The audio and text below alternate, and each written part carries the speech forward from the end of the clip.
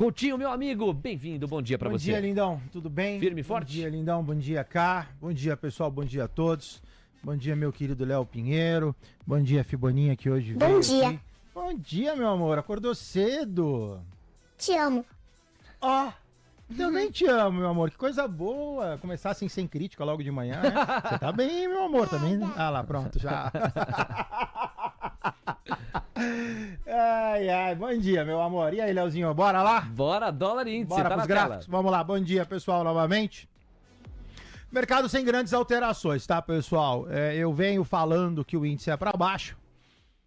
O índice monta um envelope de baixa, então assim, a gente volta agora a olhar para 124,620, cota 124,750, ou seja, eu tô na cara do gol, para um envelopão de baixa. Então o mercado já está desenhado, ou seja, eu tenho um pivô de baixa de longo prazo e um envelopezinho de baixa no curto, ou seja, o mercado a priori todo desenhado para baixo. Seu objetivo volta a ser o número já conhecido, 121.440. No caso do dólar, o dólar está dentro daquele mesmo canal, 5.762 no fundo, 5.951 no topo. O candle de ontem é extremamente ruim, graficamente falando, porque gera uma figura de convergência. Então agora, se fosse para cravar o dólar, ainda que mantenha o seu viés altista, a figura fica bastante preterida. Então, day traders de plantão, principalmente na ponta do dólar, fiquem atentos, ok, ainda para cima, mas numa formação gráfica pior. Temos 9h05. A saudação agora é pro Guilherme Cunha, aqui na Ponta da Conexão, traz o seu destaque para uma quarta-feira que começa intensa. E o CPI vem aí, alô Gui! Eita, Leozinho, quarta-feira que começa pegando fogo, daqui a pouco pega mais fogo e finaliza com todo mundo queimado. Presta atenção aí, operador! Chama os bombeiros, Leonardo. Dado nada bom, né? O dado, apesar do absoluto já ter sido esperado mais altista, veio um dado forte e esse dado tende a refletir numa perspectiva do índice mais forte baixista, tá? Qual que é o sentido de tudo isso? O IPCA mais forte, juros mais elevados por mais tempo e uma indefinição da próxima reunião do Copom, inclusive já na semana que vem.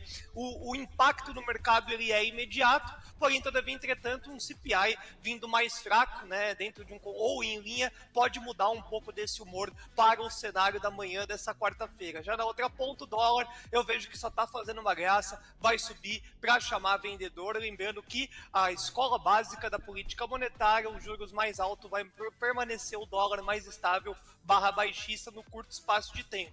Esse dólar tende a ganhar força realmente com um novo problema fiscal ou quando e se a Selic vier a cair nesse curto espaço de tempo. Olhando para o dia de hoje, mais uma vez, dólar pode vir a subir só para tomar uma chapuletada, a grande indefinição ainda fica para o índice. Você vê que na parte ampla da balança de riscos do Gui, existem fatores altistas para o dólar e são bem fundamentados. Tanto a Selic terminal mais baixa diminui o apelo do carrego e do carry trade, quanto a questão fiscal, para a qual devemos viver mais um ano sem solução estrutural. Vai ser difícil ancorar as expectativas fiscais pelo noticiário até aqui. Ao contrário, a gente tem mais evidências de preocupação com o fiscal e acomodação dos gastos públicos no orçamento, vai ficando apertado, já eu posso aprofundar essa dinâmica, do que uma solução ou uma sustentação, um equilíbrio saudável disso. Gui, vamos fazer junto aqui a leitura do release do IBGE. Vem comigo para a gente entender melhor a inflação referente ao mês de fevereiro e aí a gente volta a girar a palavra entre você e o nosso Marcelo Coutinho, ou Marcelão, como você costuma falar, não é? Então tá aqui, ó, o release do IBGE destaca, em fevereiro, IPCA fica em 1,31. A tabela é autoexplicativa. Fevereiro de 25, 1,31 de avanço para a inflação. Em janeiro de 25, tivemos 0,16. É tranquilo de contextualizar, não é? O bônus de Itaipu deu uma boa pancada de baixa para a inflação de janeiro. A saída do bônus de Itaipu nos recoloca numa realidade, por isso vem a compensação, e aí é uma porrada para cima no IPCA de fevereiro. Determinante mesmo me parece que será o IPCA de março, porque ele não vai contar nem com a vigência do bônus de Itaipu, nem com a interrupção ao bônus em si. E em fevereiro de 24, nós já tínhamos tido uma inflação salgada, conseguimos superá-la neste ano. No mês 2 de 2024, 0,83% tinha sido a inflação. No acumulado do ano, considerando só 2025, nós já temos 1,5% de inflação. Já é 1/3 do que a gente pode alcançar, ou deve alcançar, ou deveria alcançar, em tese, para o cumprimento oficial da meta inflacionária, que é de 4,5% no teto. O centro dela é 3%. Nós já estamos queimando praticamente 1/3 da meta de inflação somente em 2 meses. Isso porque janeiro teve o bônus de Itaipu e trouxe uma porradaça para baixo.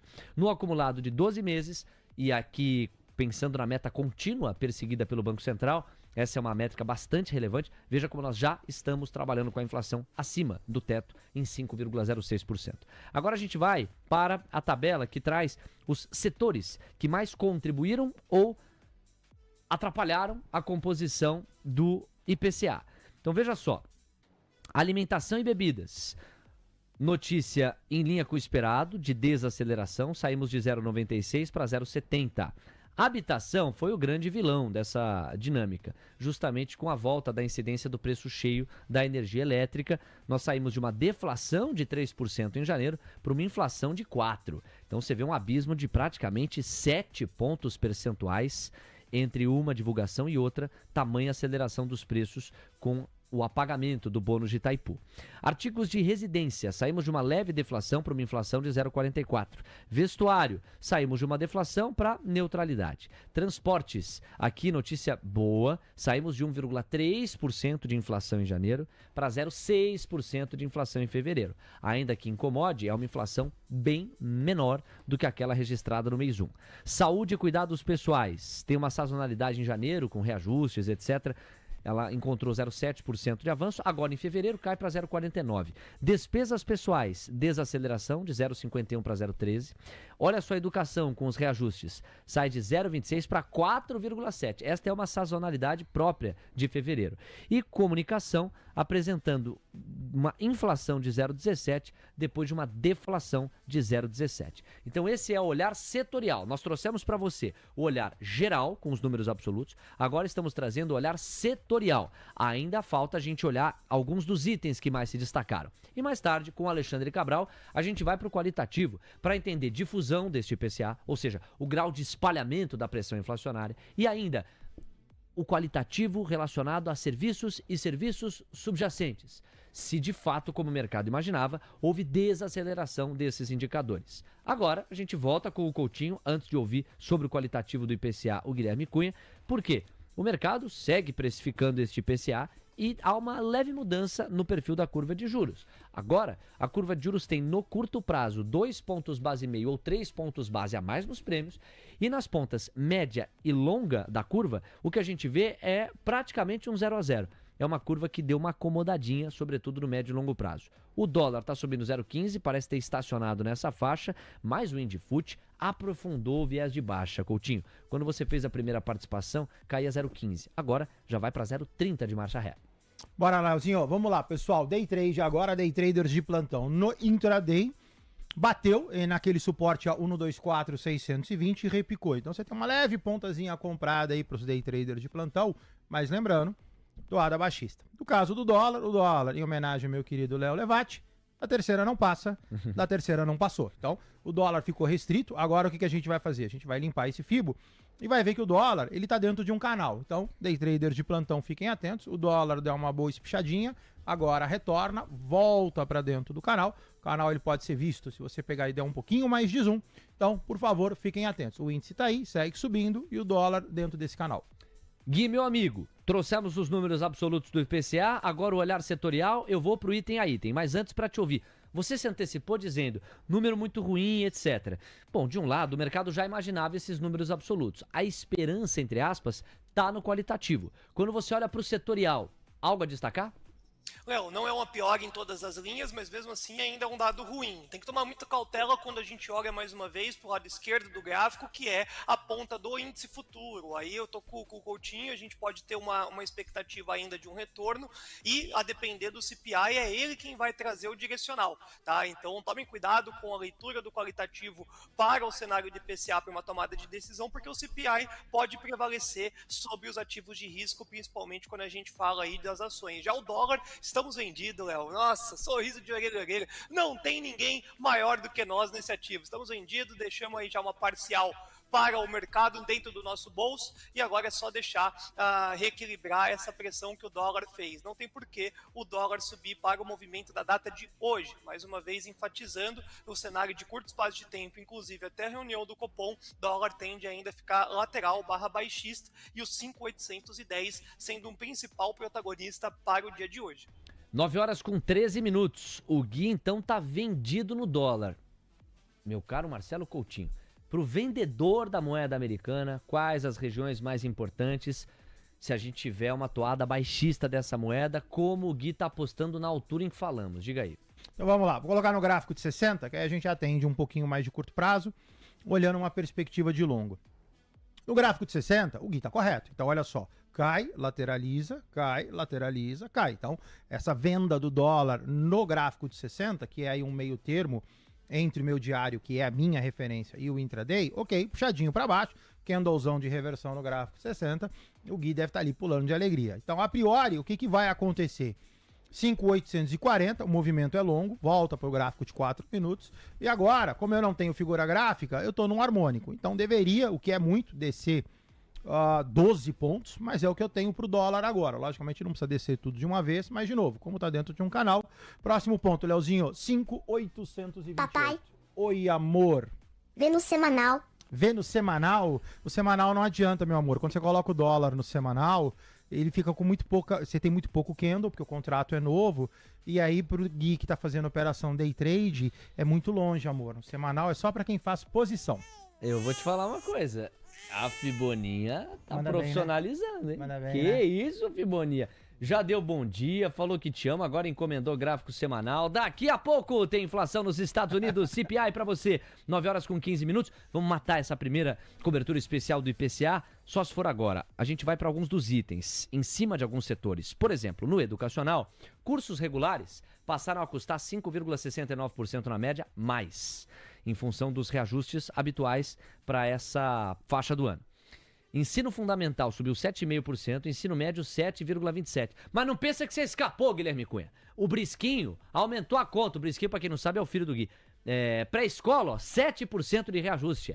Garotinho, ficou mais salgada a conta. Daqui a pouco tu chora ao vivo aqui. Habitação, 4,44% de incremento. Energia elétrica residencial foi o subitem com maior impacto positivo. Claro, afinal de contas, a gente viu o bônus de Itaipu se dissipar.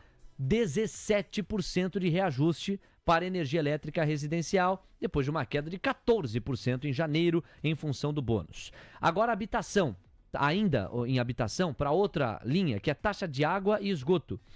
0,14% de avanço, e aí vai depender muito da praça. Por exemplo, em BH, a gente teve um ajuste de 6,42%. Em Campo Grande, 6,84%.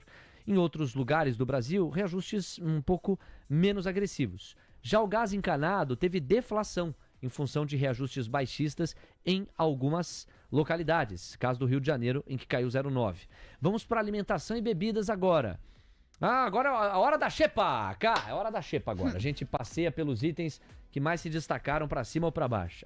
Claro. O ovo está aqui. O ovo de galinha. Em homenagem a Fausto Silva, que inaugurou o rap do ovo. Ele diz, falando de ovo, eu gosto de cozido. É ou não é? Ele vai lá e certamente tem que cantar com menos sorriso a música atualmente, porque essa aqui, ó. Tá vendo? Sérgio Malandro e Fausto Silva, o rap do ovo. É brincadeira, é o novo. Ovo de tartaruga, não? Mas isso que é igual. Isso que é igual. Presidente, anota aí. Presidente, anota. Ovo de galinha subiu 15,39%. Café moído. Moído mesmo tá quem consome ovo, mas o café também moído que subiu 10,77%. E entre as quedas, a batata inglesa caindo 4%, o arroz 1,6% e o leite longa-vida 1%. Toda vez que eu cubro inflação, eu lembro que o preço dos alimentos sobe de elevador e desce de escada, né? A variação do que sobe nunca passa perto da levíssima variação do que cai. A alimentação fora do domicílio também avançou em 0,47%, o lanche subiu 0,66%, refeição 0,29%. E no grupo de transportes, para a gente fechar, 0,61% de ganho. Os combustíveis aumentaram em média 2,89%. O óleo diesel avançou 4,35%. etanol 3,62, gasolina 2,78. Só o gás veicular apresentou redução. E olha que mesmo assim, o grupo de transportes desacelerou bem, ó, de 1,30 para 0,60. E já começou pressão. O Alexandre Silveira, ministro das Minas e Energia, começou a ventilar a ideia de que cabe à Petrobras já dar uma olhada nos preços para baixo em função dessa queda do petróleo. Bom, aí nós temos as diferentes praças em relação ao reajuste do ônibus urbano. Começo de ano é timing para isso em boa parte do Brasil. E a gente vai fechar com o peso regional. Tá aqui, ó. Dependendo do lugar, você teve mais ou menos inflação. Campeão da inflação fica o título com Aracaju. Subiu 1,64 a média dos preços por lá. Inflação mais modesta se deu em Fortaleza, alta de 1,03%. Na média, inflação em fevereiro, 1,31%. Depois, isso aqui é um final protocolar, certo? Só explica a metodologia do IPCA e o peso de cada região na composição geral do índice. Às 9h19, você curtiu aqui a entrega da cobertura especial sobre o IPCA, análise em instantes também com o Alexandre Cabral, estará conosco a partir das 9h30, ele vai ter um brinde, né? IPCA e CPI. Guilherme Cunha, vou começar com você e fecho com o Coutinho. Algo a acrescentar para além da conta escolar mais salgada que o Brisquinho tá trazendo para casa? Você acha que esse é o problema dentro de casa, Léo? Eu tenho uma mulher atleta e um filho que acompanha, come de manhã 62 ovos, mais que Graciane Barbosa, e eu gosto de um café aqui, não tenho o que fazer. Tá difícil ultimamente, viu, Léo? Se esse dólar não cair mais uns 20 pontos, como é que a gente coloca ovo pra dentro de casa? Como é que a gente coloca café aqui pra turma trader? Ah, Léo, tempos difíceis, viu? Antes o problema fosse o reajuste da mensalidade escolar do Brisquinho. O negócio mesmo tá difícil, é no ovo frito, cozido, o que for necessário. Tá bom, Gui, 9h20, vamos lá. Movimentações do mercado de futuros. Coutinho, dólar subindo 0,19, R$5,844. Deixa eu fazer uma consulta ao Gui antes. Gui, você falou que tá vendido nesse dólar. Você entrou a qual patamar na venda? Exatamente nos 50, parcial nos 40 e estamos deixando cair para ver se pegamos um movimento maior. Mas basicamente o 50 era um ponto que nós trouxemos no panorama de mercado e aí estamos aguardando novas quedas. Parcial feita, o preço está no 0 a 0, né? A nossa defesa está no 0 a 0, então eu fico aí por um bom tempo vendido no dólar, pelo menos até o CPI, esse é o contexto. Vocês entenderam então, né? O Gui entrou vendido nos R$5,850. Fez uma parcial quando bateu R$5,840, embolsou 10 pontos, manteve posição, aí começou a tomar um leve calorzinho agora, porque voltou para R$5,843, 844, mas o Gui pretende manter esse calor leve e de preferência virar uma vitória, porque ele estima que pelo CPI lá nos Estados Unidos essa moeda americana possa eventualmente cair mais. Coutinho, 0,18% de avanço, não acho que tem alguma notícia no dólar, vou te consultar por protocolo. Indifut caindo 0,25, deu uma leve melhorada, mas é na curva de juros que mora a notícia. Depois a gente vai revisitá-la, faz tempo que eu não te peço para afibar a curva. Tá. A gente volta a ver a curva pedir prêmio em 4,5 pontos base na média. Pois não, Coutinho? Vamos lá. No caso do índice, o índice deu aquela repicada, subiu um pouquinho depois do que eu falei, agora lateraliza. Formação gráfica ruim, é factível ou mais provável de que o índice suba menos, em função de que ele é baixista. Então, ok, pegou, deu essa repicada no 124,620 e agora vamos ver como é que esse cara vai se comportar. No caso do dólar, permanece lateralizado, o Gui permanece vendido, o dólar dentro de um canal faz a sua harmônica para o Gui agora, na minha técnica, ficou um pouco melhor. Por quê? Porque agora ele montou um envelopezinho de baixo. Então, como o Gui quer queda, monta uma figura que impulsiona o movimento baixista, o dólar já está no 42, já fez a parcial do 40, a priori dá até para dar, ainda que meio forçadinha de amizade, ó, dá até para dar uma fibadinha nesse cara. Objetivo do dólar, R$5,828. 9h22, pra gente já partir para a cobertura especial do CPI nos Estados Unidos. O destaque final do Coutinho nesta faixa passa pela curva de juros em 2 contratos. O DI1F27, que vai encorpando, hein? DI1F27 vai pedindo até 7 pontos base a mais nos prêmios, máxima intradiária 14,6%. E aí, Coutinho, depois de uma grande queda acumulada na semana, vai lá. Vamos lá, olha só, pessoal, o DI, ele tá com aquele fibo bem longo que a gente fez, então assim, o DI teve a sua máxima ali na casa dos 16%, longo canal, tá desenhado aí para vocês, Na semana passada, ou retrasada, eu falei, olha, temos que tomar cuidado porque saiu do canal, né? E aí a minha expectativa ou preocupação era que esse cara continuasse subindo ou eventualmente fizesse um pivô de baixa, que foi o que fez e voltou. Então, assim, o 27, ele tem a sua figura baixista preservada, cota 14,60%. Se tudo der certo, volta para dentro do canal. O suporte relevante dele agora é esse cara aqui, ó, 14,35%. Então, a priori, tudo sob controle. Baixista, pivôzão de baixa desenhado, envelopezinho de baixa se formando. A priori, não deveria nos dar algum tipo de susto altista. Deixa descer, 14,60, objetivo 14,35. 9h23. Obrigado, Coutinho. Bora lá, é nova cobertura especial. A partir de agora, o CPI nos Estados Unidos é que vai nos pautar. Eu tenho aqui o aquecimento para essa cobertura, um giro pelos ativos americanos e a expectativa do Gui, que vai se despedir basicamente na faixa da divulgação. E aí o Alexandre Cabral será a nossa próxima voz para repercutir o CPI em primeiro plano e o que foi o IPCA, que saiu agora há pouco. Muito obrigado a você que está conosco. Nós já temos 950 likes e é pouco perto do que a gente pode atingir. Vocês já nos dão uma audiência superior a 2.100 simultâneos. Obrigado pela preferência, pelo carinho, pelo respeito ao nosso trabalho. Todo dia, há mais de 4 anos, aqui ao seu lado, para o maior suporte para o investidor e para o trader. Amigos, faltando 6 minutos para as 10 da manhã. Vamos para o que está em jogo. Anota aí um pouco do consenso e do cenário base. Nos Estados Unidos, o índice de inflação ao consumidor deve desacelerar ante janeiro, com o CPI cheio, registrando 0,30% em fevereiro, tendo vindo de 0,5% em janeiro. Então a ideia é que nós saiamos de 0,50 para 0,30.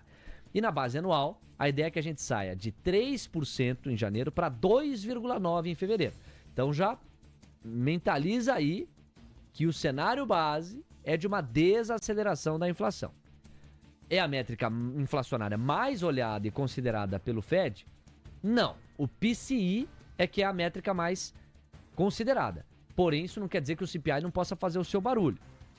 O núcleo, que é o eixo do qual você exclui as movimentações de alimentos e energia, ou seja, você pega o core da inflação, o núcleo da inflação, tira alimento, tira energia, que tem muita volatilidade, pode trazer miopia. Os números absolutos às vezes oscilam muito em função deles. Então vamos fazer o seguinte, tira alimento, tira energia, temos o núcleo. O núcleo tem previsão de uma desaceleração mais leve, saindo de 0,4 em janeiro para 0,3 em fevereiro. E na base anual, sairia o núcleo de 3,3 para 3,2%. Então todo mundo em mente a respeito daquilo que se espera. Se não houver surpresas, e aqui eu estou tomando por base a apuração do Boletim Bom Dia Mercado, com Rosa Riscali e equipe, os números podem confirmar as expectativas majoritárias de uma redução total de 75 pontos base do juro neste ano, com o primeiro corte ocorrendo em maio ou em junho já. Se o resultado vier mais alto, porém, isso pode garantir estresse para os negócios, porque aí aumenta a perspectiva de uma estagflação. Arrepiou aí, né, economista? Eu sei como é que é. Estagflação é o casamento terrível entre uma inflação persistente e teimosa e uma atividade em declínio. Isso amarra a política monetária.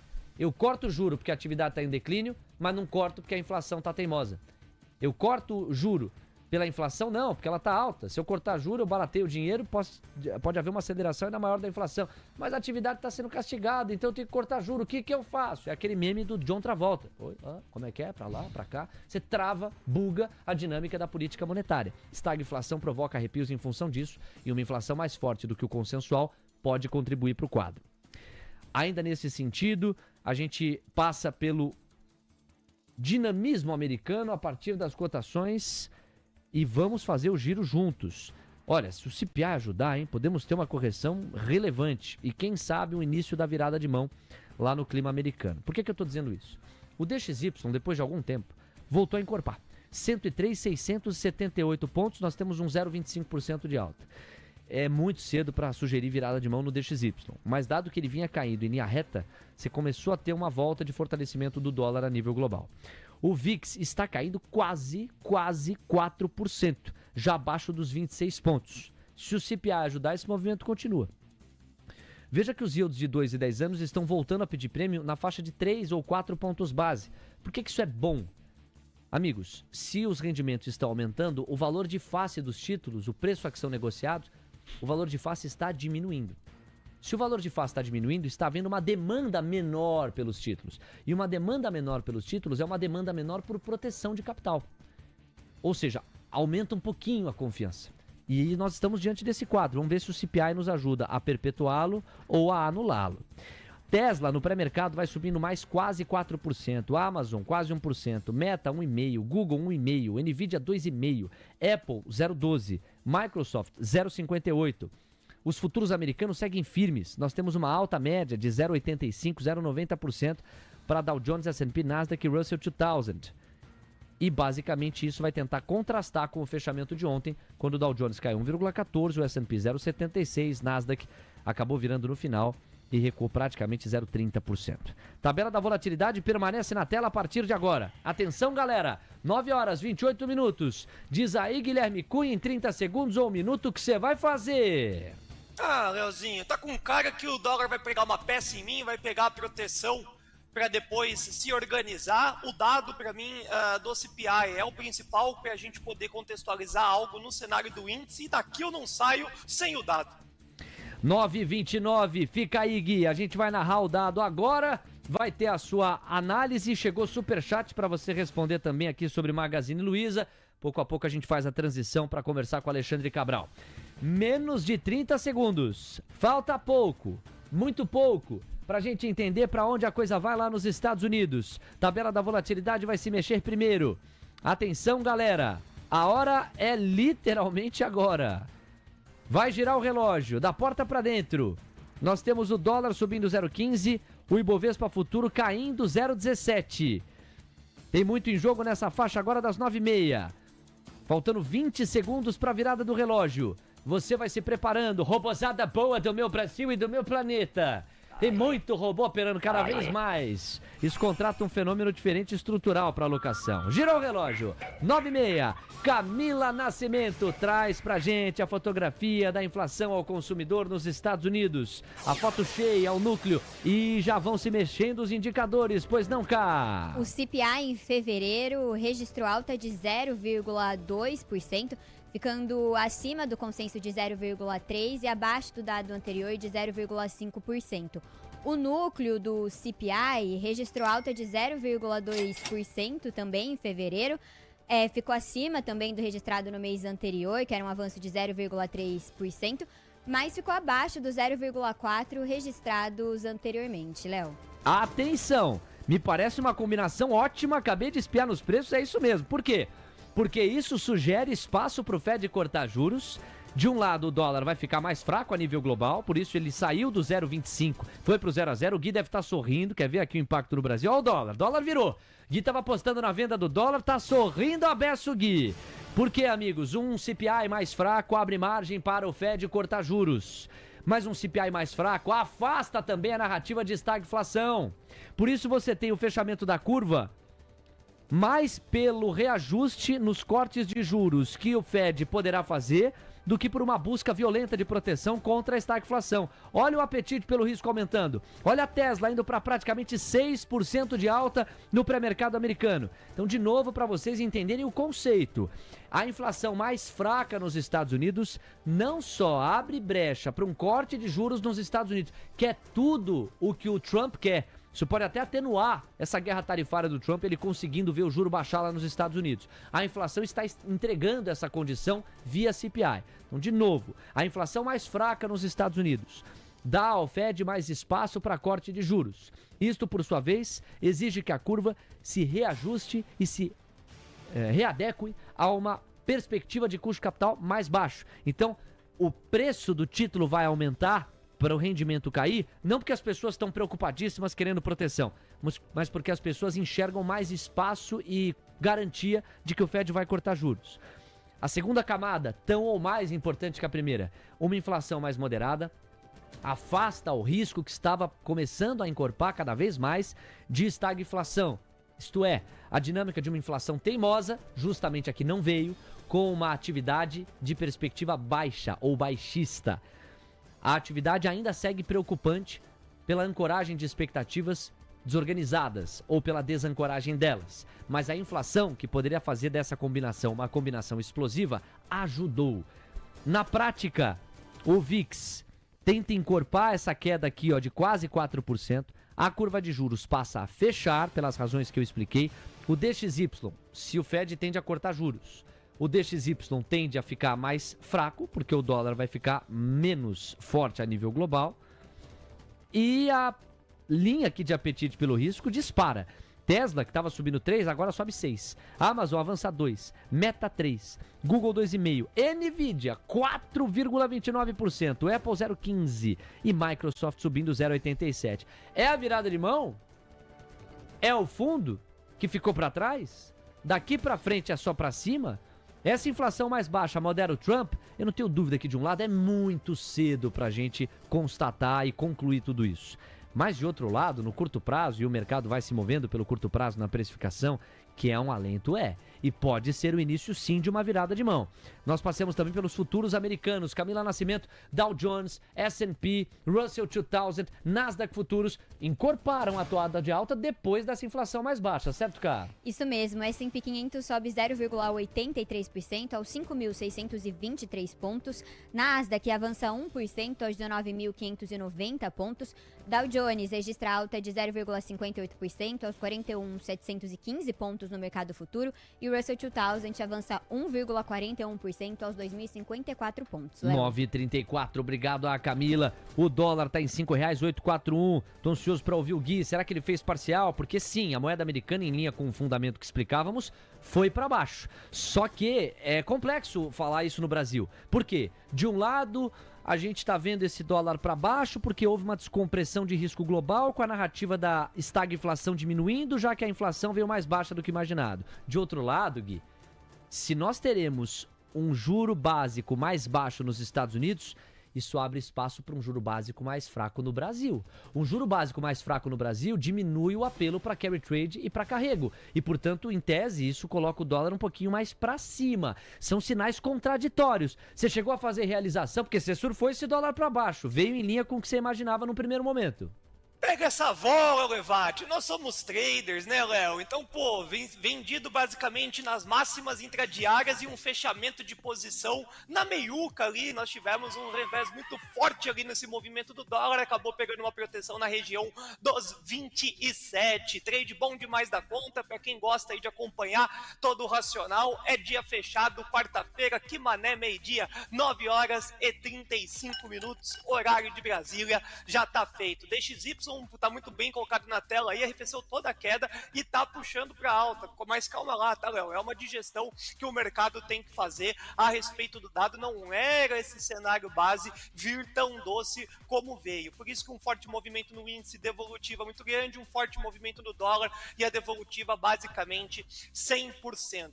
A caixinha do nosso querido ouvinte também é muito bom ela ter chego, porque a gente atualiza o racional, né? Tirei meu ano sabático em 2024 e Magazine Luiza já faz um bom tempo que a gente estopou, já Gui, exatamente pelo contexto macro. Perdão. Não, perdão, só para contextualizar, porque eu não cheguei a narrar qual foi a pergunta, né? Então, Flávio Ricardo mandou para nós aqui. Bom dia, Léo. Pergunta pro Gui sobre Magalu, que ele tanto propagava. Ainda tá comprado ou já largou? E aí, ele até assumiu aqui um tom ácido, né? Ele foi para um tom ácido aí sobre a sua perspectiva em Magalu. Conta pra gente o olhar pro varejo em geral, pra Magalu em particular, Gui. Entendemos, nunca teve os R$45, tampouco a gente deixou de surfar as melhores ondas que o setor pôde proporcionar em determinado momento. Mas saímos do ativo há um bom tempo, juros mais elevado quando pressionou o primeiro balanço, já era um prenúncio de uma saída. O Papai Noel no rush do ano passado também não veio e acabou consolidando um stop loss. Só não erra quem não clica, quem clica sabe, Léo. Esse é o contexto, tamo junto. Gui, meu amigo, obrigado. Deixa um recado final pensando na digestão macroeconômica que esses dois caldos devem contratar para o Brasil. A gente tem o IPCA para ser avaliado qualitativamente e o CPI que acabou de entrar em campo. Se o IPCA tivesse vindo um pouquinho mais doce, nós teríamos um dia muito mais fácil de conduzir. Mas quarta nunca foi e nunca será um dia simplista. Eu acho que o grande cenário está para o dólar, tá, Léo? Fiquem atentos aí à região das máximas intradiárias e também no 70, ponto muito bem comentado ontem durante a transmissão aqui inteira na TC News. Então são regiões que tendem a segurar um pouco dessa pressão cambial. O índice, ele pode sofrer uma perspectiva de parar de cair, mas subir também acho difícil, Léo, devido ao IPCA não ter colocado panos quentes aí para o trader, mas é um dia menos atritado do que os anteriores. Um primeiro passo. Gui, obrigado, meu irmão. Um abraço, até amanhã. Tamo junto, até amanhã. São 9h38. Enquanto a gente ajeita para cumprimentar o Cabral, temos muitos assuntos para tratar com o Cabral. O Coutinho atualiza o racional pro dólar e pro índice. Pois não, Coutinho? Bora, Léo. Pessoal, olha só, índice sem alteração, né? Deu aquela alta que eu comentei. Chegou até a dar uma pancadona, eventualmente, se alguém tivesse um stop gain já previamente colocado, se deu super bem. Agora o índice volta dentro de um canal, então por enquanto fica com uma formação gráfica ruim, a priori simplesmente uma harmônica baixista. De novo, né? Eu acho que a boa surfada foi eventualmente essa compra sob suporte. Agora, com o índice voltando já no meio do caminho, acabamos perdendo ponto. Dólar do seu lado direito, gráfico de 4 minutos, o dólar sem alteração, né? O dólar foi para baixo, aqui o Gui se deu super bem, repica sob suporte, volta, já está quase de novo lá na resistência, vou colocar aqui graficamente para facilitar para vocês. Por enquanto, falando neste momento de uma entrada, não, por enquanto ambos em manutenção. 9h39, saudar também o Sérgio Rocha. Tamo rico hoje, hein, garotinho? Vou almoçar, por minha conta. Calma, ainda não, precisa chegar mais um superchat. Já está gravado, falado. E eu vou. Pronto, aí, Leozinho. Ó, onde é que eu me enfio? Convidei, agora tem que levar, né? Ó, é o seguinte, o Sérgio Rocha, ele mandou um superchat pra gente dizendo: inflação de 12 meses em 5%, com base no que o IBGE divulgou. KK. Inflação não foi menor que 10%, nem a pau Juvenal. Fonte: eu mesmo, Sérgio Rocha, BGE, porque eu faço as compras no supermercado aqui em casa. Isso é legal, né, professor? A gente tem tanta coisa para falar antes, não sei se vai sobrar tempo, mas a percepção que as pessoas têm. Eu vou já com o Cabral. Aguenta aí, Cabral, aguenta aí, porque o Sérgio Rocha também escreveu. Observação: não vale dizer que o supermercado é só inflação de alimentos, pois também inclui aqui artigos de limpeza e higiene. E num terceiro superchat, tá bom aí, Sérgio? Aí, garoto, vem cá, bicho. Tu paga o almoço aqui também, vambora. O Sérgio foi lá e mandou um terceiro superchat. O efeito da queda de juros nos Estados Unidos deve ser anulado pelo aumento dos produtos tarifados justamente pelos Estados Unidos. O que me parece uma boa hipótese aqui, como um pontapé pra gente conversar com o Cabral. Mas deixa eu ver o que ele vai aprontar. Vai lá, Cabral, olha lá. Oi, não, eu consigo embarcar meio-dia 10. Aí eu pauso lá 1 hora e almoço de graça. O Levate falou que vai pagar geral. Então tá, eu Coutinho, não, mas Coutinho já tá aí, ô imbecil, não preciso comprar passagem pra Coutinho. Olha como ele fala, meu. Comprar só a minha, Coutinho já tá em São... Ih, tô ao vivo. O convite não inclui você não, hein? Não? Claro que não. Então tchau. Não, veja bem, podemos negociar. Fala, Cabral. Tudo bem com vocês três? Tudo ótimo, professor, bem-vindo. Ô, Cabral, só pra gente organizar aqui a cozinha, tem tanto assunto, vamos começar pelo que há de mais quente, vamos começar pelo CPI. E aí, meu amigo, qual que é a primeira percepção? Faz sentido aquele casamento conceitual? De um lado, a gente tem mais espaço pro Fed cortar juros, mas do mesmo lado, talvez o grande ponto dessa inflação seja a narrativa da estagflação perder peso. Faz sentido? Faz. Mas antes de responder isso, eu quero dar um detalhe do IPCA. Alimentos veio rasgando, tá? Alimentos veio forte. Então isso pode afetar o consumidor de Michigan, que pode afetar o andamento da economia, tá? Por quê? Porque você tem muito mais sensação, como o ouvinte escreveu aí pra gente, sobre alimentos do que mudança de preço de passagem aérea. Do que mudança de preço de, sei lá, de remédio para gripe. Você tem muito mais conceito de comida. Então, a parte, você tem ideia, se você considerar proteína animal, o aumento foi de 10%. Então, você teve, assim, uma parte forte no CPI isso, tá? Uma parte forte da inflação. Então, olhando para o Fed, nós temos uma possibilidade mais otimista de quedas de juros esse ano. Então, isso é notícia boa, porque a tendência da inflação está caindo. Mas olhando para o consumidor, a sensação no bolso dele é que a inflação está mais alta. Por quê? Porque qual foi o exemplo que a pessoa escreveu para a gente? Só falou de alimentos o tempo inteiro. Ele não falou hora nenhuma de escola, ele não falou hora nenhuma de energia, ele não falou hora nenhuma de diversão. Ele só falou de supermercado, limpeza, alimentos, higiene e etc. Isso piorando, piora a sensação da pessoa física da inflação. Piorando a sensação da pessoa física da inflação, ela tende a ficar mais pessimista, ela tende a consumir menos. Então, para mim, o CPI foi bom para o Fed, apesar da briga ainda ter vindo 0,3, ele ainda veio alto, ele ainda veio acima da inflação, que foi 0,2, né?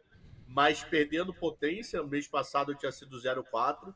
A sensação pode estragar o pensamento sobre a economia que afeta a PIB, né? Ok. O Cabral, eu realmente quero aprofundar ainda mais o IPCA. Mas sobre o CPI, nós tínhamos 2 pontos no mínimo. Se o Fed tem espaço para cortar juros, como tanto o Trump quer, há quem alegue, inclusive, que se o Fed cortar juros, isso vai moderar Trump, isso vai tirar do Trump essa pressão que ele está contratando para os mercados. Me parece que o apetite pelo risco aumentando nos Estados Unidos também reflete isso. Então, esse era um ponto. E o outro ponto era a narrativa da estagflação diminuir. Aquela combinação de inflação persistente com atividade decrescente, perder fôlego. E, em tese, perde com essa divulgação, certo?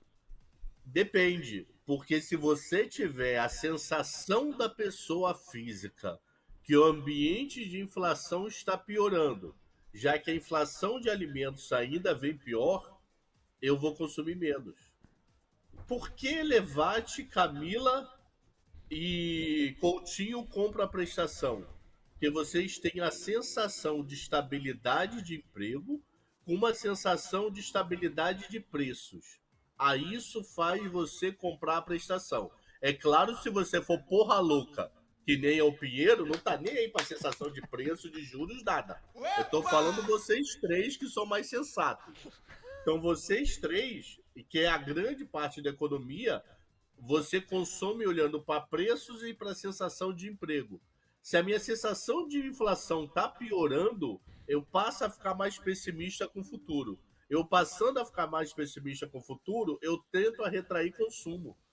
Então, estagflação pode diminuir essa sensação pelo fato da inflação estar diminuindo. Mas não quer dizer que eu posso não ter piorada no PIB. Eu posso ter uma piora no PIB, não estou falando de PIB negativo ainda, mas de um PIB menos positivo, com o consumidor parando ou diminuindo muitas compras, com medo do futuro devido a essa sensibilidade de inflação. Então nós temos a palavra estagflação morrendo pelo lado da inflação e não pelo lado da economia, não pelo lado do PIB.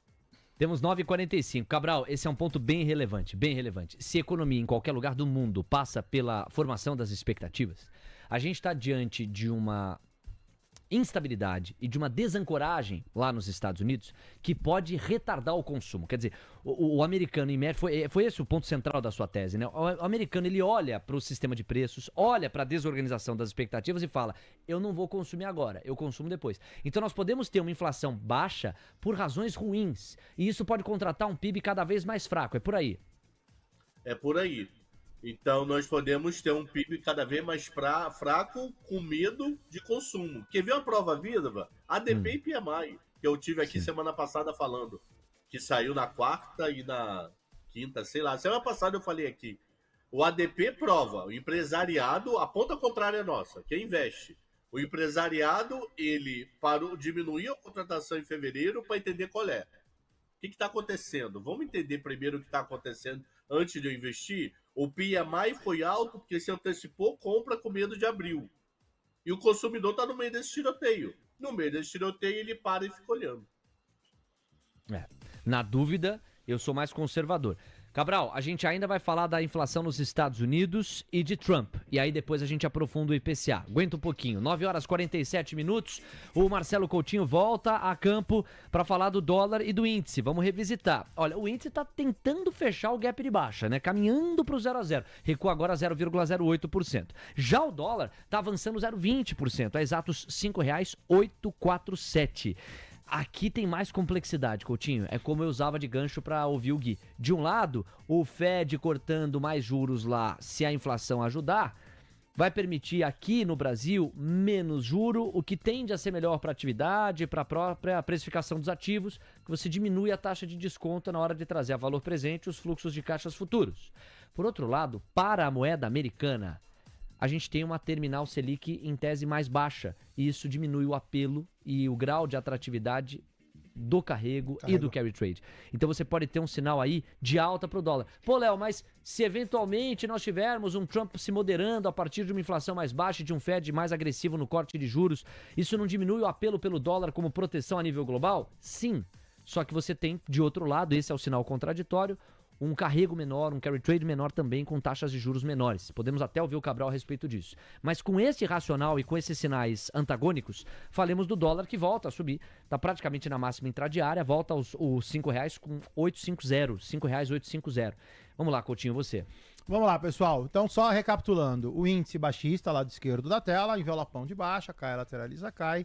Tudo sob controle. Índice no gráfico de 4 minutos. Só dá um zoomzão nesse cara.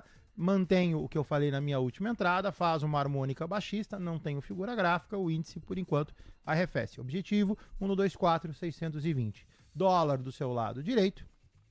Dólar, o que eu falei, tem aquela figura que é o candle de ontem, que foi muito ruim, então monta para mim uma figura de convergência. No diário, em termos geral, no início do programa, eu falei, ok, se tiver que cravar é para cima, mas numa figura ruim. Agora, voltando para o gráfico de 4 minutos, day traders de plantão, o dólar revisita R$ 5,851, já montou um envelopezinho de alta probabilidade de romper os 51. 9h49. Cabral, agora eu vou passear pelos Estados Unidos e te convidar, depois que a roubosada boa do meu planeta começou a se organizar aqui para precificar, que haja robô operando, nós sabemos.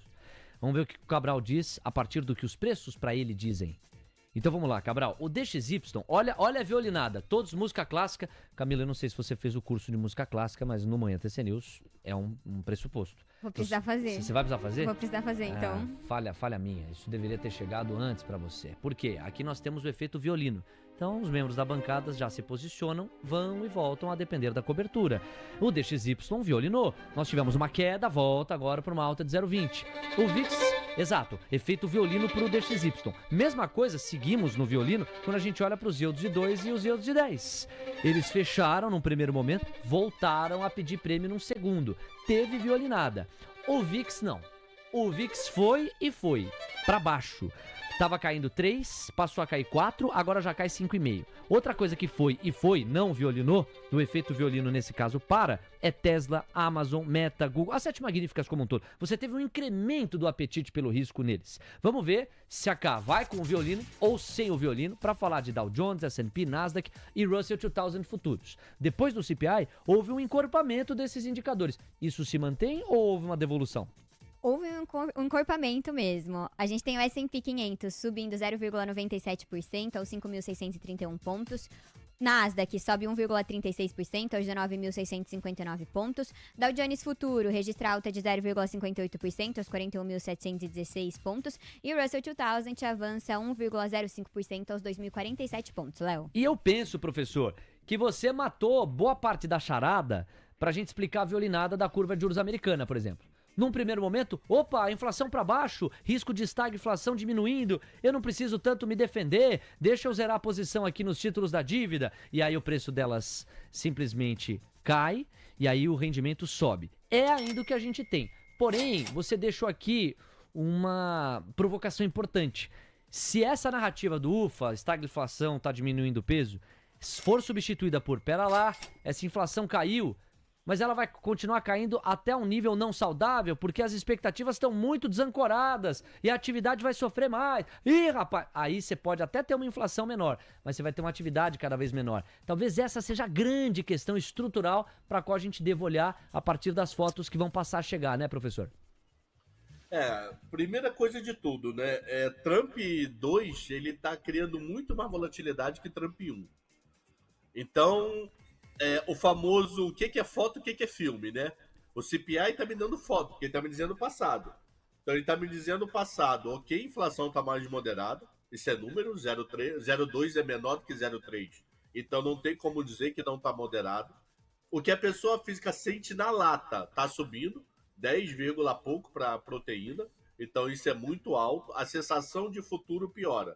Só que nesse rolo todo, e aí? Ele vai sobretaxar 50% do Canadá? 25%? Ele está negociando, já tem teoria dizendo que ele está jogando para baixo para rolar a dívida esse ano de 7 trilhões cada vez mais para baixo. Então ele vai conseguir domar a curva, domando a curva na hora dos leilões do Tesouro, ele vai se refinanciar mais baixo do que se refinanciaria se deixasse tudo sem muita vol. Isso ainda não me convence. Porque eu acho que a volatilidade pode pegar um leilão de certeza com juros lá na lua ou um leilão calmo com juros lá embaixo. Então, eu acho que o mercado, assim, é um número para comemorar cheio, mas o subnúmero ainda me assusta, principalmente o que esse subnúmero da inflação pode bater na atividade. Olha, tem um outro ponto importante. Mais cedo, logo na faixa das 8, eu citei que a inflação em março, já que hoje nós tivemos um raro alinhamento, né? CPI nos Estados Unidos e IPCA tudo no mesmo dia, não é tão raro assim, já aconteceu, mas enfim, como aconteceu essa dinâmica, eu mais cedo mencionei. Olha, em março é que o bicho vai pegar, tanto no Brasil quanto nos Estados Unidos. Vamos ver, professor, se você vai comigo na ida e na volta. Por quê? No caso brasileiro, nós teremos o IPCA de março já nos dando algum respaldo e resposta sobre os alimentos, que estão incomodando muito o atual governo, e não tem mais o efeito bônus de Itaipu. Pô, Léo, mas em fevereiro já não teve. Mas você teve aquele contraste com janeiro. Janeiro foi impactado porque teve o bônus de Itaipu, fevereiro também foi impactado porque você tirou o bônus de Itaipu. Então em março você vai ter uma inflação em tese mais limpa e menos sazonalizada. Os reajustes escolares ficam muito em fevereiro já foi. Então em março me parece que o IPCA vai ser determinante aqui pra gente medir o qualitativo da inflação brasileira. Essa é a ida. E quando eu brinco aqui com a ideia da volta, é porque também vai ser muito decisivo para os Estados Unidos. Vamos lembrar, Cabral, que essa fotografia do CPI abraçou fevereiro. E agora, na próxima fotografia, tanto do PCI quanto do CPI, para março, a gente vai ter muito mais da expectativa deteriorada e desancorada pela guerra tarifária, impactando eventualmente o consumo. Então, eu queria te ouvir sobre IPCA e CPI na perspectiva de março para refletir essas variáveis. Então, o que acontece? Inflação eu olho o ano inteiro, né? Então, o que eu fiz aqui? Se você pegar a inflação e tirar a energia, ela sai de 1,31 para 0,76. Então, eu peguei a linha elétrica, que está mais 16, botei 0 e dei Enter na planilha. A planilha recalculou todo o IPCA. Esse IPCA sai de 1,31 para 0,76. É menor do que o IPCA de fevereiro do ano passado. Mas é um IPCA que a gente já sabe que é sazonal para a educação, que ele foi sazonal para energia. Então, ele é tão importante para mim como de março, janeiro ou abril. Eu acho que ele tem o seu grau de importância em relação à sazonalidade igual. O único detalhe que aí não é sazonal é a parte de alimentos devido à mudança do governo. Mas o pessoal do mundo agro, que eu não sou especialista, então aqui eu estou repetindo o que falam, diz que as mudanças que o governo anunciou até agora não vai dar em nada. Que muita tarifa já é zerada ou é muito próximo de zero, não faz efeito prático na inflação de alimentos. Que era muito melhor você reduzir impostos do que tarifa de exportação ou importação. Estou repetindo o que o povo do agro fala, porque eu não sou especialista em microdados de agro. Então, ok, acompanhar a inflação de março, porque você já tem medidas do lado da economia que, teoricamente, não deve fazer muito efeito. Não esquecendo que já está programado para março um aumento em café e em proteína. Isso já está contratado. Como já está contratado? Pelo IGPM. O IGPM já me contratou em pensar mais alto. A não ser que Carrefour, Atacadão e etc. não repasse preço. Eu acho pouco provável. Então, nós já temos uma inflação de alimentos contratada para mim para março. Então, ok, março sem efeito sazonal, mas quando se prevê inflação, você já prevê o efeito sazonal, já faz parte dela. Então, entender março sim pela parte de alimentos, mas teoricamente não deve fazer tanto efeito, tá? Para cá, lá para fora, CPI, nós podemos ter uns. Para mim, na verdade, em fevereiro e março eu estou mais curioso com PMI do que com CPI. Porque é um PMI quebrado, né? Já que tarifa sobre aço e etc. entra em vigor hoje. Está entrando em vigor hoje. Então, o que o PMI da indústria vai falar em relação a essas novas tarifas? Eles anteciparam compra, pararam compra por completo, fizeram compra só nos primeiros 10 dias. Então, estou mais curioso por PMI para entender a atividade do que pelo CPI, que aparentemente está lateralizando para um caminho a 2% a médio e longo prazo. No fim do dia, a preocupação se desloca cada vez mais para a atividade. E o Cabral, ele basicamente está aquecendo a nossa cobertura já da super quarta da semana que vem. Porque as grandes pistas para as quais o mercado vai olhar são os posicionamentos do Fed a respeito da atividade e do quanto as expectativas deterioradas de futuro devem impactar a atividade. É nela que pode morar a real aceleração do corte de juros. A inflação, nesse caso, seria um sintoma, né? A deflação seria um sintoma de uma atividade que está sendo projetada cada vez mais fraca. Boa tese aqui do Alexandre Cabral, concordo em gênero, número e grau. Mas só um detalhe, eu concordo com a pessoa que escreveu. Nós podemos ter preocupação com inflação a médio e longo prazo se Trump ainda continuar a vida louca e sobretaxar principalmente México e Canadá, que é parte fundamental da economia dos Estados Unidos. Tanto de produto final, então um produto que eu consumo inteiramente vindo do México, como parte de um produto fabricado nos Estados Unidos. Então, exemplo, um carro. Eu vou chutar um exemplo. Nem todo carro é produzido nos Estados Unidos, todas as peças. Eu vou dizer que ele pegue pneu da China, pneu do Canadá. Chutando aqui, eu não sei se ele pega pneu do Canadá. Se você sobretaxar, esse pneu vem mais caro, repassa para o preço do carro. Se eu, na hora que vou fabricar um micro, preciso da tela lá, um pedaço do componente da tela vem do México. Se eu sobretaxar, essa peça vem mais cara. Então, uma coisa que a gente tem que também olhar é o que o Fed vai falar na quarta-feira que vem sobre a possível, que é uma dúvida, uma incógnita, a gente não tem resposta para isso. Acho que ninguém tem, nem o Lutnick lá, que é o ministro do Comércio, nem o Bessent, que é o Haddad dele. Acho que ninguém tem essa resposta. Afinal de contas, o que vai virar taxa de verdade? E a coisa mais importante, a página 2 dessa notícia. O que isso vai virar inflação? De fato. Aí você desloca a nossa conversa para o fator imprevisível e tresloucado Trump nos últimos... nas últimas 3 ou 4 semanas, não é? São as idas e vindas, os vais e os vens. A expectativa racional econômica pera lá, com a inflação baixando, com a atividade sofrendo no curto prazo, com mais espaço para o Fed cortar juros, com o fechamento da curva, o Trump deve se acalmar um pouco, deve se moderar, mas é só uma hipótese. Até porque muita gente apostava numa moderação que até o presente momento não veio. Volto em instantes com o Cabral, são 10 em ponto, já estamos invadindo o horário aqui do Mercado à Vista. Bom, olha, você aí, eu não sou pai ainda, pretendo ser, nós devemos ter muitos papais na nossa audiência, muitas mamães na nossa audiência também, e muita gente que eventualmente ainda não é, mas gostaria de ser. Eu quero registrar para vocês os bastidores deste programa.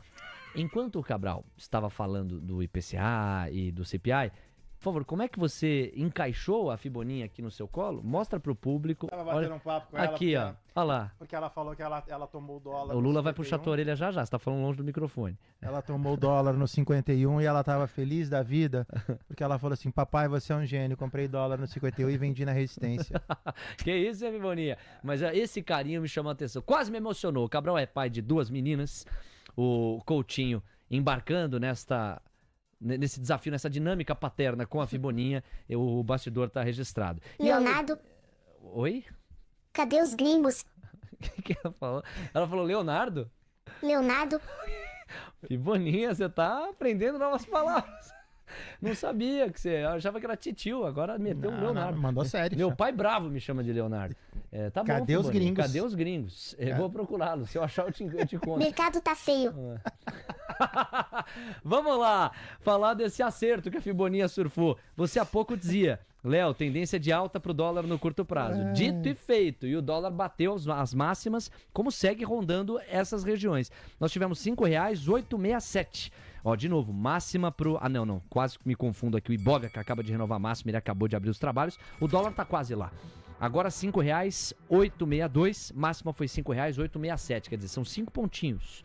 Vamos lá, graficamente, as atualizações. Vai, Coutinho. Vamos lá, pessoal. Na minha última entrada, estava neste envelopezinho de alta. Falei que o dólar tinha alta probabilidade de romper 51. Dito e feito. Foi lá, bateu no 67. 67 é esse ponto aqui, ó. Tá? Não tem nem FIBO aqui, análise técnica clássica. Bate, como eu tenho uma expansão que agrega uma segunda resistência no movimento, ok. Bateu, desacelerou, sob controle. De qualquer forma, manutenção altista para o dólar. Próximo ponto do dólar, R$ 5,873. Índice 0 a 0, permanece lateralizado, dentro de canal 1,24980. Curto prazo, figura baixista, objetivo 1,24620. 10:03. Deixa eu agradecer a Camila Nascimento, professor, com base numa apuração que ela fez aqui do release desse CPI, a gente tem mais um ingrediente para falar do qualitativo do número, tá? Vou ler aqui o trecho do documento. O índice de moradia subiu 0,30% em fevereiro, respondendo por quase metade do aumento mensal de todos os itens. O aumento foi parcialmente compensado por uma queda na faixa dos 4%, que acometeu o índice de tarifas aéreas e um declínio de 1% no índice de gasolina. Apesar da queda, o índice de energia subiu 0,20% ao longo do mês, à medida que os índices de eletricidade e gás natural aumentaram. O índice de alimentos também aumentou em fevereiro, subindo 0,2%, à medida que o índice de alimentos fora de casa aumentou 0,40%. Alimentos em casa permaneceram inalterados na média ao longo do mês. O índice para todos os itens, menos alimentos e energia, portanto núcleo, subiu 0,20% em fevereiro. Carnes, aves, peixes e ovos, no geral, em média, entregaram um aumento de 1,6%, principalmente devido a um aumento de 10,4% nos ovos. Também lá nos Estados Unidos, os americanos têm feito muita piada em cima disso também, impressionante. Mais valorizado que o S&P em 2025, só o ovo que o americano vai buscar no supermercado. Temos 10 ou eggs, né? Até os eggs estão entregando mais performance do que S&P e Nasdaq lá nos Estados Unidos. Tá falando inglês, né, gatinho? O Léo complementou aqui, né? Ele falou, Léo, você pode falar eggs também, porque no caso é o ovo em inglês. Você sabe por quê, né? Por quê? Depois eu te conto. Ei, rapaz. 10:04, vamos conversar com o Alexandre Cabral. Olha, em cima desses subsídios, desses complementos... que você tá rindo, Cabral? Isso aqui é um programa sério. E em cima desses complementos que a Camila trouxe, o que você pode agregar? Só posso agregar que se cercar é um hospício, se botar uma lona vira um circo. Então vamos lá. O que eu posso dizer é o seguinte, apesar de abrigo ter vindo uma parte grande, né? O índice de abrigo subiu 0,3, respondendo por quase a metade do aumento mensal. Na hora que você vê o acumulado de 12 meses, ele está aos poucos perdendo pressão. Então aquele grande mega dor de cabeça que foi no primeiro semestre de 24 e foi diminuindo de acordo com o passar dos meses de 24, continua diminuindo em 25. Meu único medo é que ele pode lateralizar nesse 0,3, que tem sido uma constante. Mas por que está caindo? Porque está tirando os 0,5 do ano passado, os 0,70, que chegou a acontecer mensalmente ano passado. Então, o acumulado que vem andando, né, ele está diminuindo. Então, a parte do abrigo, apesar de ser a metade, e apesar de ainda estar acima da inflação, né, 4,2 acumulado de 12 meses contra 2,8, ela está perdendo pressão. A minha grande preocupação ainda é o Eggs. No radar. 10:06. Cabral, meu amigo, sobre a inflação brasileira propriamente dita. Quando a gente olha para a difusão, que é uma métrica que você nos ensina a monitorar de perto, e quando a gente olha para os serviços e para os serviços subjacentes, dá para a gente tirar qual conclusão? Você conseguiu medir esse qualitativo? Vamos lá. Se você pegar a parte de serviços, ela tinha sido 0,78 em janeiro e veio para 0,82 em fevereiro. Mais detalhe, ela veio para 0,82 em fevereiro, mesmo passagem aérea caindo 20%. Então eu posso dizer que o setor de serviços piorou, está mais alto, porque ele aumentou em relação de janeiro e teve um índice em fevereiro que segurou esse aumento. Então, se eu tirar a passagem aérea desse e teve melhorando. Em janeiro teve aumento de passagem aérea, deu 0,78. Em fevereiro teve queda de passagem aérea, deu 0,82. Então, se eu tirar a passagem aérea dos dois itens, eu vou ter uns serviços bem menores em janeiro do que em fevereiro. Essa distância aumenta do que a ilusão que eu vejo que é 0,08. Essa notícia não é boa. Então, o setor de serviços, para mim, puxando IPCA para cima, isso ainda atrapalha. Alimentos deu uma arrefecida, mas não é aquela arrefecida assim excepcional. Carnes lateralizou, mas você ainda vê vários produtos subindo. E o IGPM que a gente viu, para mim, ainda tem repasse de alimentos para o IPCA. Então, a notícia do IPCA, esquece esse número 1 em 30, que isso vai virar tudo quanto é manchete. Maior de 20 anos, maior de 22 anos, maior desde não sei o quê, maior antes da Camila nascer, ou algo parecido, esquece. Nós temos efeito Itaipu. Tira efeito Itaipu, dá 0,76. A ida é alta, e olhando por dentro, a parte de serviço me deu uma bela assustada, tá? É um brincalhão esse Alexandre Cabral, né, Camila? É, mas eu nasci em 2001, professor. Não vem com essa não pra cima da Camila. Então, você tinha 2 anos de idade, ainda usava fralda. Ué, tava lá. Não sabe nem o que é Exatamente. Ah, mas imagina, a Camila nas fraldas já falava, atenção com o IPCA, entendeu? Foco na cobertura econômica, Cabral. Muito obrigado, um abraço, até então a próxima. Tá. Então, acabou? Acabou, tchau. Então acabou. Então voltamos hoje às 5h30 com Medina. Camila abandonou Medina, tá? É, agora eu não tô mais lá, professor. Medina todo deprimido, tá mal lá, foi jogar golfe no dia Camila lá, não sei o quê. Aí voltamos hoje às 5h30 ou amanhã às 9h30 da manhã. Coutinho, eu não tive tempo para pensar o que a gente conversou, mas amanhã vem. Na expectativa, professor. Sabe que vai ser magistral. Tô aguardando. Você não sabe os bastidores que acontecem. Não, eu tenho certeza que você vai fazer com excelência. Coutinho e Cabral. Eu não tenho a menor então, tá dúvida. bom, meu povo. Fique com Deus. Sei lá que agora tem que fazer sessão médico, pai e mãe. E voltamos às 5h30 da tarde. Tchau, Cabral. 10h09. Juiz aí, hein? 10h09.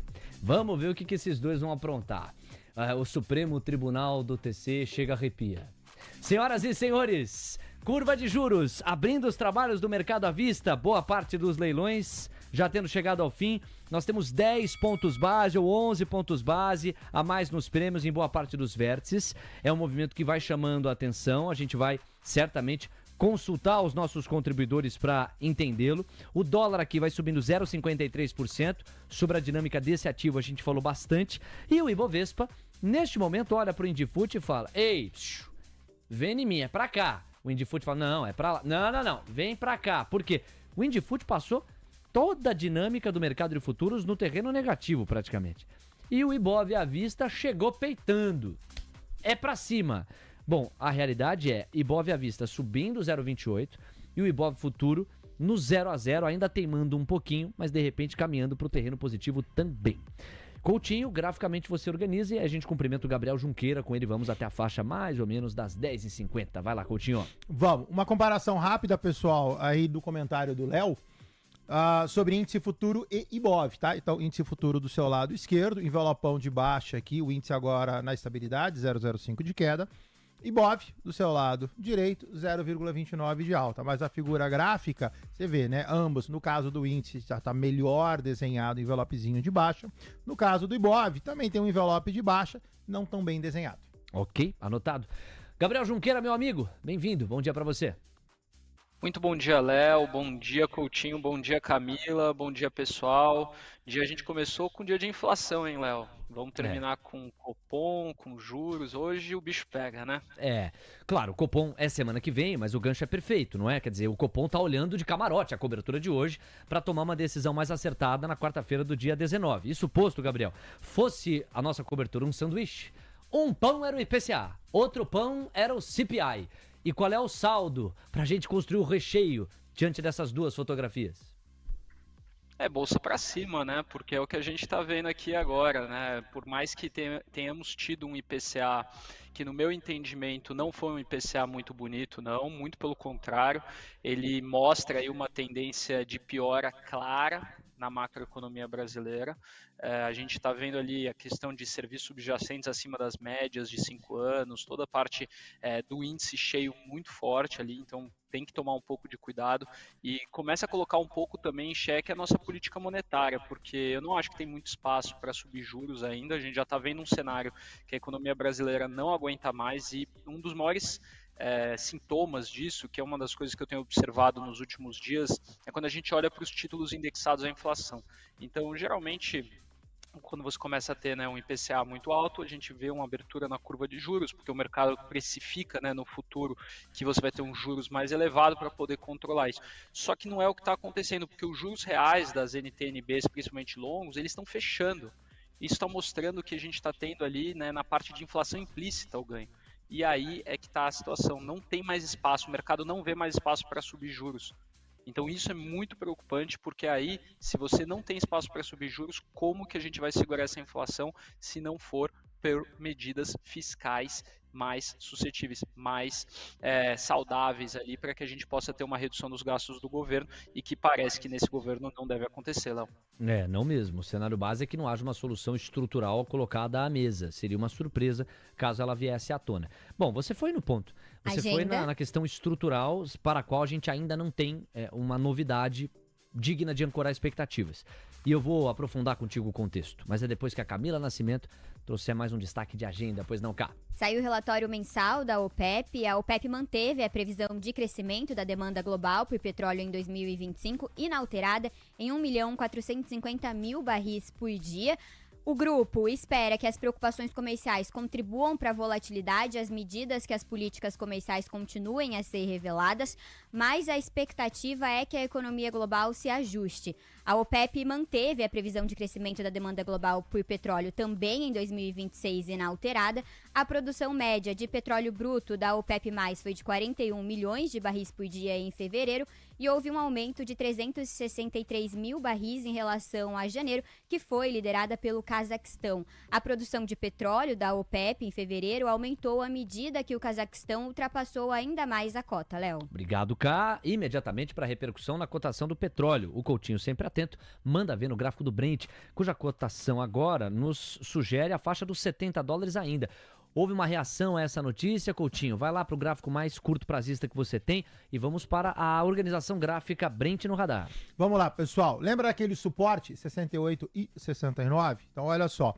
O Brent pegou, deu uma bela de uma oscilada, né? A gente falou que perdendo $68, a gente iria lá para 61.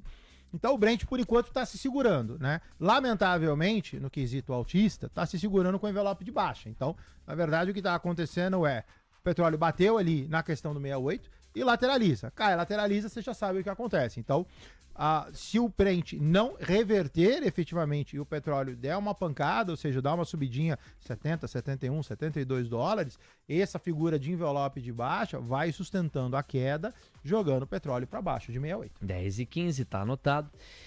Gabriel, vamos fazer um breve parênteses com essa informação da cá. Boa parte das projeções, então, em princípio mantidas, etc. O petróleo no relativo comportado, segurando o suporte. A gente tem, no paralelo, o noticiário do cessar-fogo. Deixa eu tomar a liberdade, Gabriel, de colocar todos que nos acompanham na mesma página nesse sentido. Por quê?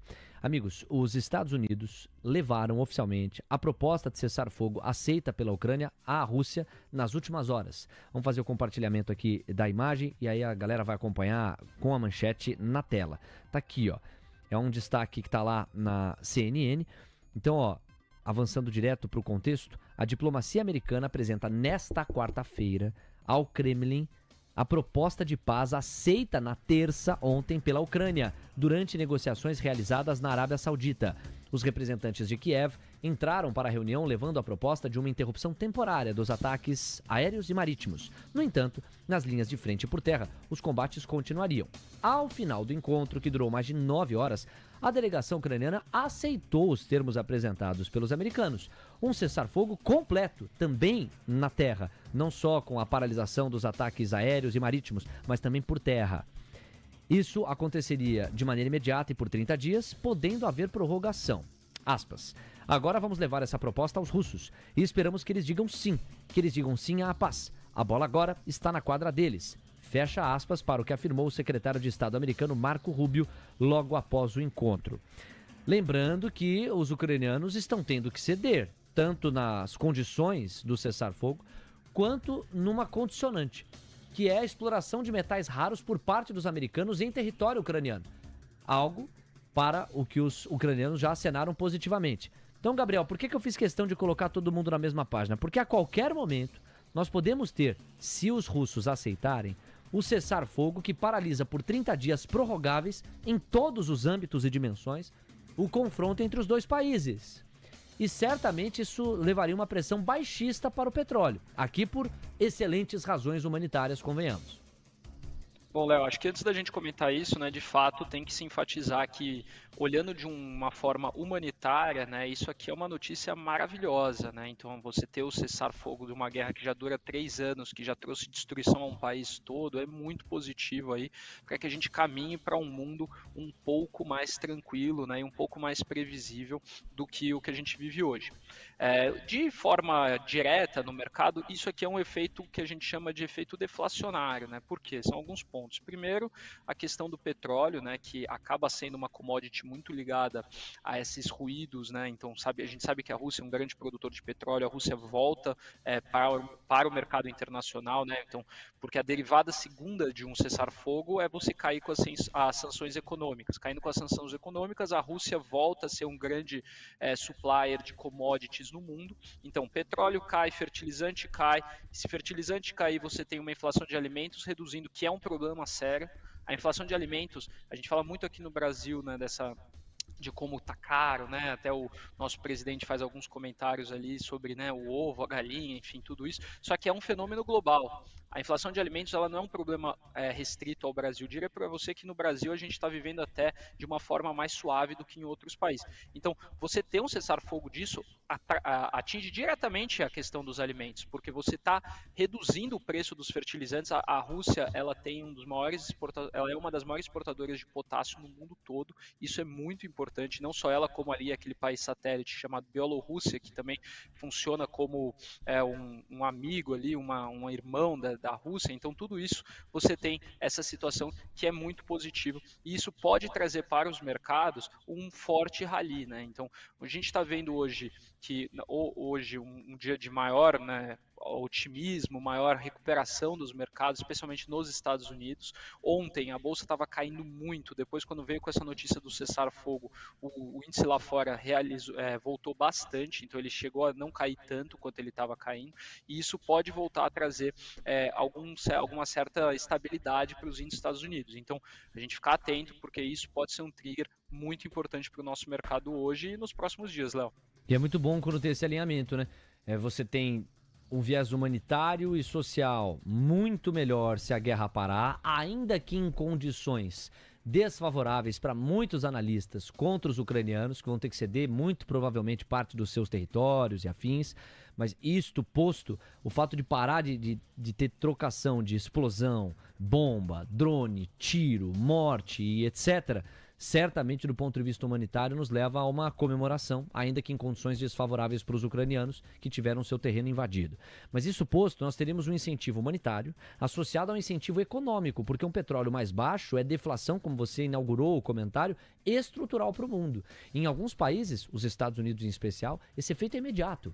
Ele é no minuto seguinte, quer dizer, o barril do Brent caiu de 70 para 65 dólares, já na bomba da gasolina, isso no dia seguinte está incutido nos preços. Então a resposta é muito imediata, a depender do país e geral para o mundo, com algum ou outro delay. Temos 10 horas com 21 minutos, ok, inauguramos aqui mais uma conversa relevante, dessa vez circunscrita ao cessar-fogo, que pode ser oficializado a qualquer momento. Coutinho, é um gancho para a gente falar de Petrobras, e aí vamos para o panorama das Blue Chips. Petri 4 vai subindo 0,23%, 34,18. Figura ruim, Léo, olha só, essa daqui você já conhece, entendeu? Petrobras não consegue se mover, ali ela se desloca de 38, teve ali a questão do noticiamento de resultados, 3,6, 3,4. Então, cai, lateraliza, cai, Petrobras a R$ 34,16. Próximos objetivos de Petro, atento baixista, 3,338, pior caso, se azedar, 3,175. Ok, anotado também. 10h21, vamos fazer Notícia. A abertura geral. Opa, notícia. Camila Nascimento tem mais destaques, pois não, Cá? Atualizações sobre a questão das tarifas. Vamos começar primeiro pelo Canadá. De acordo com uma apuração da Reuters, o país vai anunciar hoje mais de 20 bilhões de dólares em tarifas retaliatórias aos Estados Unidos. A gente teve também 2 líderes da União Europeia comentando sobre o tema. Eles disseram que é preciso evitar uma escalada das tarifas. Também acrescentaram que os Estados Unidos vão ser o maior prejudicado pelas tarifas de Donald Trump. E depois a gente teve ainda falas do secretário do Comércio dos Estados Unidos, Howard Lutnick. Ele disse que vai negociar com o Canadá e que os Estados Unidos buscam diminuir a temperatura nas negociações com as autoridades canadenses na quinta-feira. O secretário do Comércio repetiu que as tarifas automotivas serão aplicadas em abril e que nada vai impedir as tarifas sobre as importações de aço e alumínio até que os Estados Unidos tenham uma indústria americana forte. O secretário acrescentou que as tarifas vão ser adicionadas ainda ao cobre, Léo. Olha, importante então esse complemento. O cobre também no radar para incremento tarifário. O secretário de Comércio dos Estados Unidos, de sobrenome Lutnick, dizendo então, vou reforçar a informação da Camila, nada vai impedir tarifas sobre as importações de aço e alumínio, que já estão em vigor desde as primeiras horas de hoje, dia 12 de março, até que tenhamos uma indústria americana forte, que é de fato a busca incessante de Donald Trump.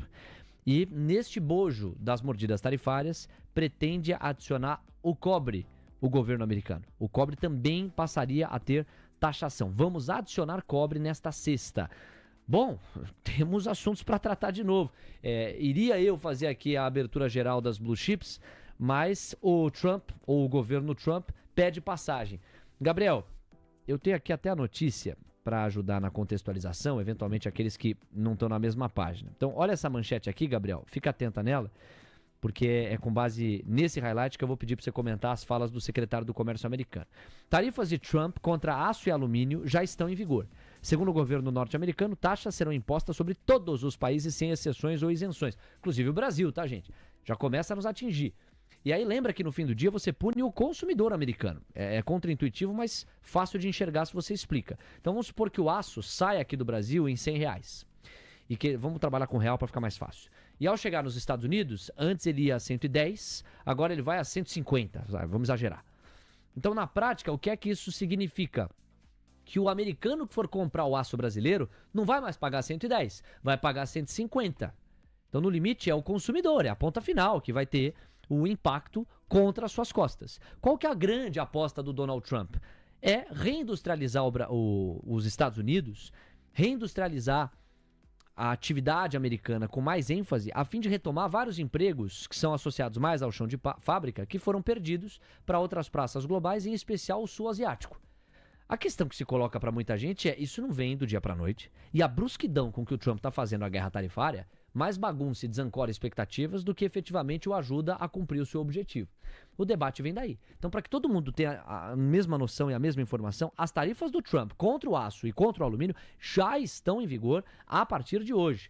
Então, pegando aqui a taxa em si, ó, a variação, são 25%. As tarifas incidem em 25% sobre as importações de aço e alumínio aos Estados Unidos. Tudo que entrar de aço e alumínio nos Estados Unidos passa a ter 25% em aço e alumínio, certo? 25% de taxação em cima, desde a meia-noite desta quarta-feira. Então, segundo o governo americano, as taxas serão impostas sobre todos os países, sem exceção, de acordo com as suas ordens executivas anteriores, uma tarifa de 25% sobre aço e alumínio entrará em vigor para o Canadá e todos os outros parceiros comerciais à meia-noite de 12 de março, disse o porta-voz da Casa Branca, Kush Desai, em uma declaração à CNN. Então, Gabriel, esse é um capítulo concreto e não houve recuo por parte do Trump.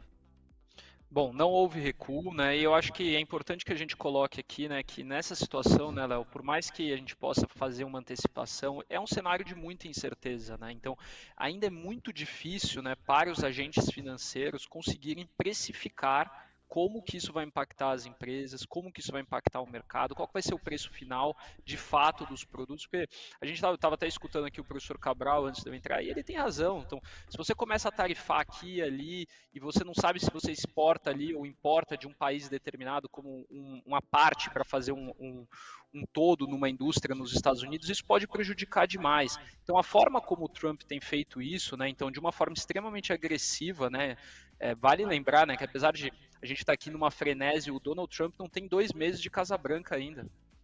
Ele tomou posse dia 21 de janeiro, então a gente está em março. Então, quer dizer, já aconteceu tanta coisa de uma forma tão intensa e nem 2 meses ele tem de mandato ainda. Então, tudo isso, como a forma como está sendo posto, o mercado está assustando demais. E o que está nos mostrando, né, é que o Trump, de fato, não está ligando muito para a reação do mercado no curto prazo. Não ele está fazendo, chegando com 2 pés no peito de todo mundo, um estilo de negociação muito agressivo e que tem aí seus riscos, né? Então a gente sabe que os Estados Unidos, eles são, né, uma grande nação, eles têm um poder de negociação muito grande, porém, 2 pontos ali, vamos olhar que também o mundo mudou desde que ele foi presidente, teve outras situações, a China está com um protagonismo muito grande, outros países emergentes vêm sofrendo bastante, e é exatamente por isso, Léo, que eu começo e eu continuo comprado na tese de que hoje os investidores, sejam eles americanos, né, os grandes hedge funds europeus, ou os mesmos os investidores de outros países, vão começar a olhar para outros mercados também. Porque antigamente, né, até ano passado, a gente tinha uma visão muito focada nas empresas dos Estados Unidos e que eles estavam ali liderando essa revolução da inteligência artificial e que os Estados Unidos era o único mercado para se investir. Hoje isso mudou. Hoje você olha para uma China, né, tanto que as ações chinesas estão tendo um desempenho muito bom. Brasil está sendo um país, é complicado dizer, mas a gente tem tido ali uma procura maior. Você conversa com os bancos, os investidores gringos começam a olhar para as empresas brasileiras que estão de graça. As empresas brasileiras estão de graça. Então, assim, os Estados Unidos, eles estão com essa política agressiva e, no fim, o que está nos mostrando é que isso tudo está fazendo com que as pessoas olhem para outros mercados na hora de investir. Fala assim, esse cara está muito doido, ele está fazendo uma política muito agressiva, vamos olhar para o outro lado, que aí parece ter um mar novo para a gente navegar com retornos muito mais interessantes do que os que eles estão tendo nos Estados Unidos, Léo. 10h28, o Guto Cerávulo está na ponta da conexão, faz a entrada dele e, na sequência, a abertura do mercado à vista nos Estados Unidos. Guto, meu amigo, vamos lá, simetrias, vamos falar de oportunidade. Central TC Investimentos. Vamos lá, pessoal, muito bom dia a todos. Tem aqui uma operação para quem quer começar no mercado de derivativos, uma operação extremamente conservadora, tá? É o nosso collar, só que qual a diferença? A ideia aqui é tentar buscar, né, o custo da operação muito próximo do strike da put que a gente está comprada. Então vamos lá, de compração, a gente vai comprar put, que é o nosso seguro, né, é o direito de venda, a Vale P 570, de strike 54,42, e para baratear, né, para deixar a operação em praticamente no custo zero, vamos vender uma Vale dado 590, tá, de strike 56,42. Tá? Vencimento 17,4, temos 26 dias úteis. Vamos lá, pessoal, nesse exato momento, pegando o meio do spread, temos um prejuízo máximo, tá? De 0,6, praticamente zero. A ideia aqui, ó, tá vendo? 54,45 é o custo da operação. A ideia é entrar aqui, ó, a 54,42, fica no zero. Ganho máximo de 3,5. Então você entra praticamente capital protegido. Se ficar acima, né, o mercado voltar a ficar acima de 56,42, você tem um ganho aqui de 3,60, né? E se ficar abaixo de 54,42, você está praticamente no 0 a 0. Tá? Uma excelente operação com risco-retorno para quem quer começar. Vamos ao pensamento do dia. Léo, tenho 43 anos de carreira. Fiz 2 MBAs em finanças, sou gestor profissional, Ô, louco. analista certificado, Putz, tenho os melhores sistemas, faço diversificação, gerenciamento de risco Eita. e o mercado não cansa de esfregar a minha cara no muro chapiscado. Esse mercado é Calma. Esse mercado é malvadão. Guto, vamos manter a classe. Vamos lá. Assim exatamente não dá. Reformula. Só sei que nada sei. É faca na caveira deles e dinheiro na nossa carteira. Esse é o Guto Cerávulo. Com esse pensamento do dia, vamos para a abertura do mercado americano. Um abração do Guto, que volta a estar com a gente amanhã. Amigos, o DXY abre os trabalhos numa alta de 0,24%, pegando horário do mercado à vista americano. Afinal de contas, DXY trabalha independente da abertura, certo? 103,660 pontos. O VIX está caindo 4,87%. Os yields de 2 e de 10 anos têm uma alta média de 3 pontos base e meio. Isto sugere queda. Mais do que sugere, isso constata queda no preço dos títulos da dívida. Tem menos demanda pelos títulos, tem menos demanda por proteção. Esses títulos vão ficando mais baratos, eles vão caindo, o rendimento para compensar sobe. É uma boa métrica diante do que a gente estava vendo nos últimos dias, que era só a busca aumentar pelos títulos em função da proteção enorme que estava sendo demandada. Tesla vai abrindo os trabalhos em 7% de alta, 247 dólares. Amazon, 2,18 de avanço, Meta sobe quase 4, Nvidia subindo 5, Apple caindo 0,3, Microsoft subindo 0,74, é assim que nós estamos. E vamos dar sequência aqui, ó, olhando para os futuros americanos. É uma alta média de praticamente 1%, 1,20%. Será que começou a virada? Camila Nascimento narra pra gente no À Vista. Dow Jones, S&P, Nasdaq e Russell 2000. É você, cá. O S&P 500 sobe 1,14% aos 5.636 pontos. Dow Jones registra alta de 0,59% aos 41.677 pontos. E Nasdaq avança 1,91% aos 17.768 pontos. O Russell 2000, índice de small caps, sobe 1,11% aos 2.046 pontos, Léo. Olha, tá corrido, hein? Essa abertura do À Vista aqui no Brasil e a abertura à vista americano, essa faixa das 10, tá assim, eu nem consegui pagar ainda o panorama das blue chips. Vamos fazer tudo isso com rapidez e o... Quem é o coiote, hein? Eu tô tentando ser o Papaléguas, vamos lá. Nós temos 10h33. Coutinho. Fala, chefe. Nós vamos fazer o seguinte, já prepara aí S&P e Nasdaq para sugerir aqui para o público se estamos diante de uma virada de mão. Enquanto você prepara o terreno, rápido panorama da Bolsa Brasileira no que diz respeito às blue chips. Ambev sobe 0,6, vamos direto para o setor financeiro, B3 está subindo 0,3, Bradesco está subindo 0,10, Banco do Brasil no 0 a 0, Itaú subindo 0,30 e Santander caindo 0,10.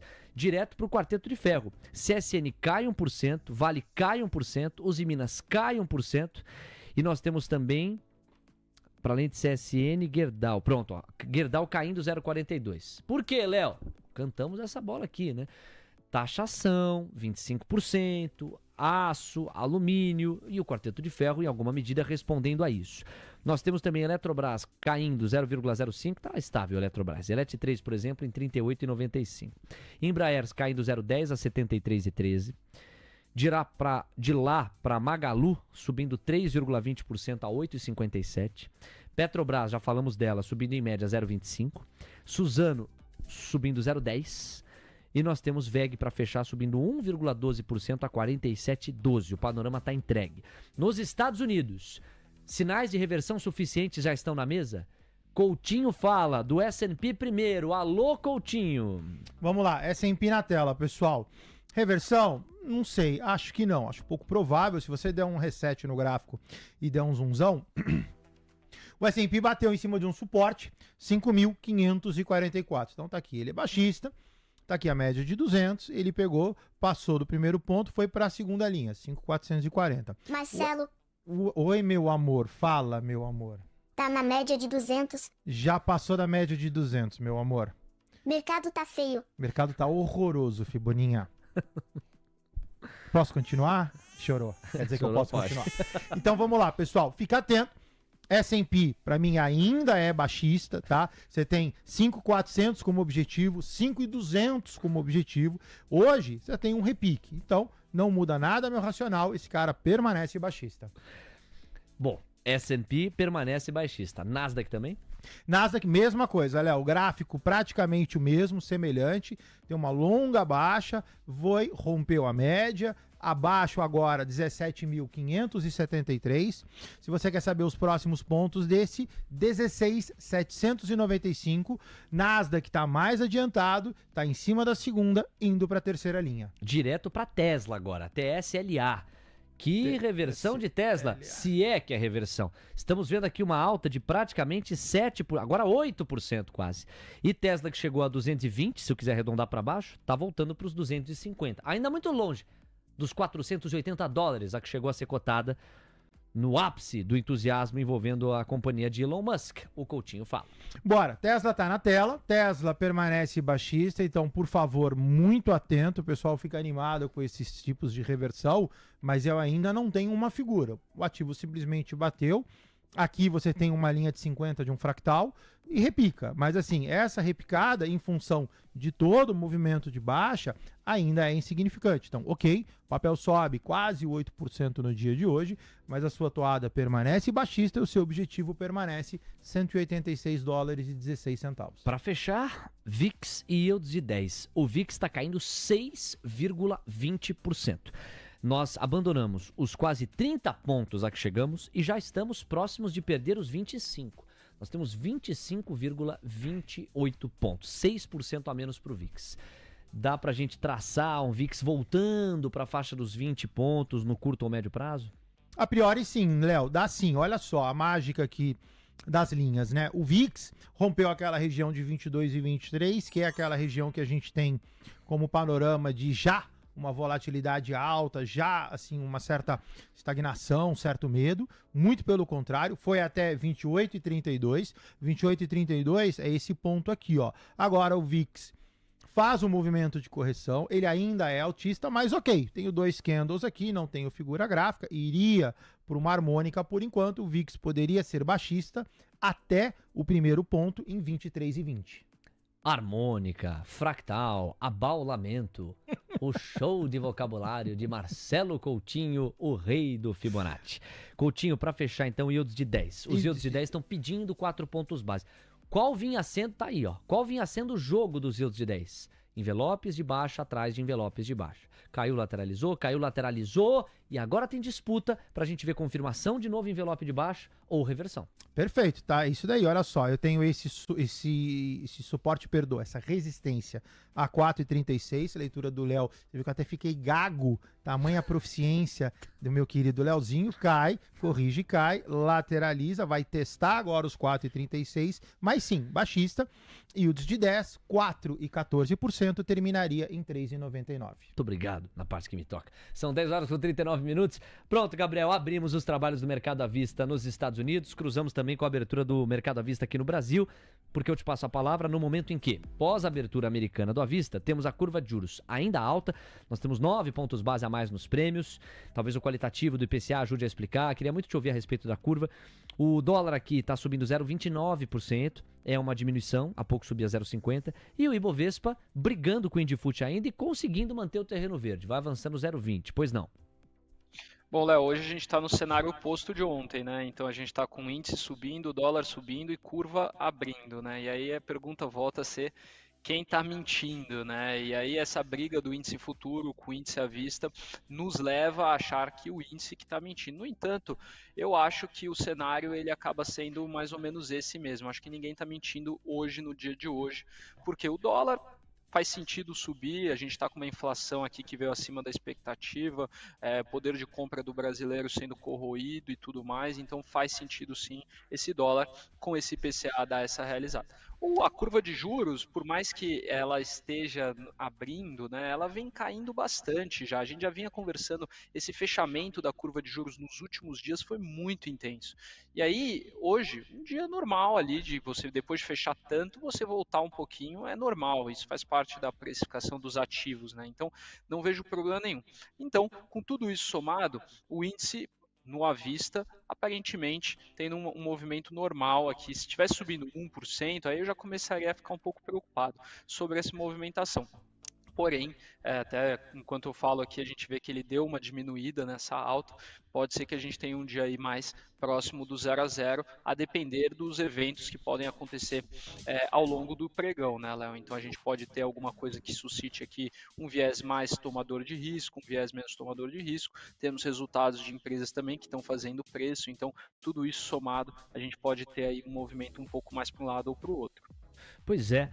Gabriel, editorialmente é um programa mais desafiador o Manhã TC News, quando o mercado à vista nos Estados Unidos trabalha na faixa das 10h30, porque nosso produto ele tem uma vocação macroeconômica, todo mundo sabe disso, e aí vai espremendo tempo para a gente tratar de tantos outros assuntos em paralelo, entre os quais a temporada de balanços no Brasil. A gente separou aqui, e vai ter que ser assim, no highlight, Asas e Cury. E você também separou alguns destaques, inclusive a respeito dessas empresas, mas também sobre o ticker HBRE3 e Aura33. Então vamos fazer dessa reta final, desses praticamente 8 minutos que ainda temos contigo, um momento em que a gente possa dissecar essas informações todas e pegar a sua opinião a respeito. Vamos começar os trabalhos justamente com Asa e Cury a partir do resultado divulgado. Rápida licença, Gabriel.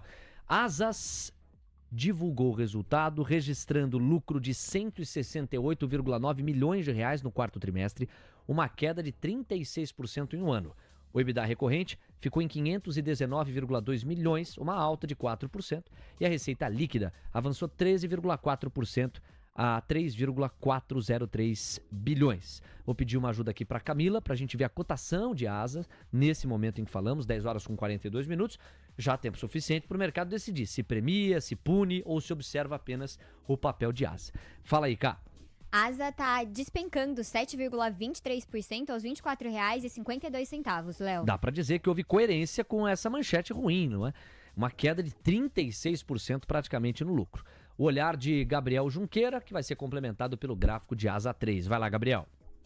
Bom, Léo, acho que vale a pena a gente falar. O que é a Asas, né? A Asas é a empresa que surgiu da fusão entre Arezzo e Soma. E isso está dando muito problema, né? Então, quando a gente fala um pouco do resultado abaixo, ele veio abaixo principalmente por conta de despesas adicionais com a integração das operações das duas empresas.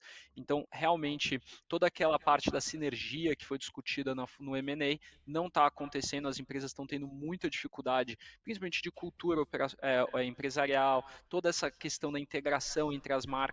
Isso tudo está trazendo muito problema para essa nova empresa conseguir ser gerida. E aí, Léo, não tem jeito, né? Quando começa a vir com essa situação, o mercado vem e pesa bastante na Asas.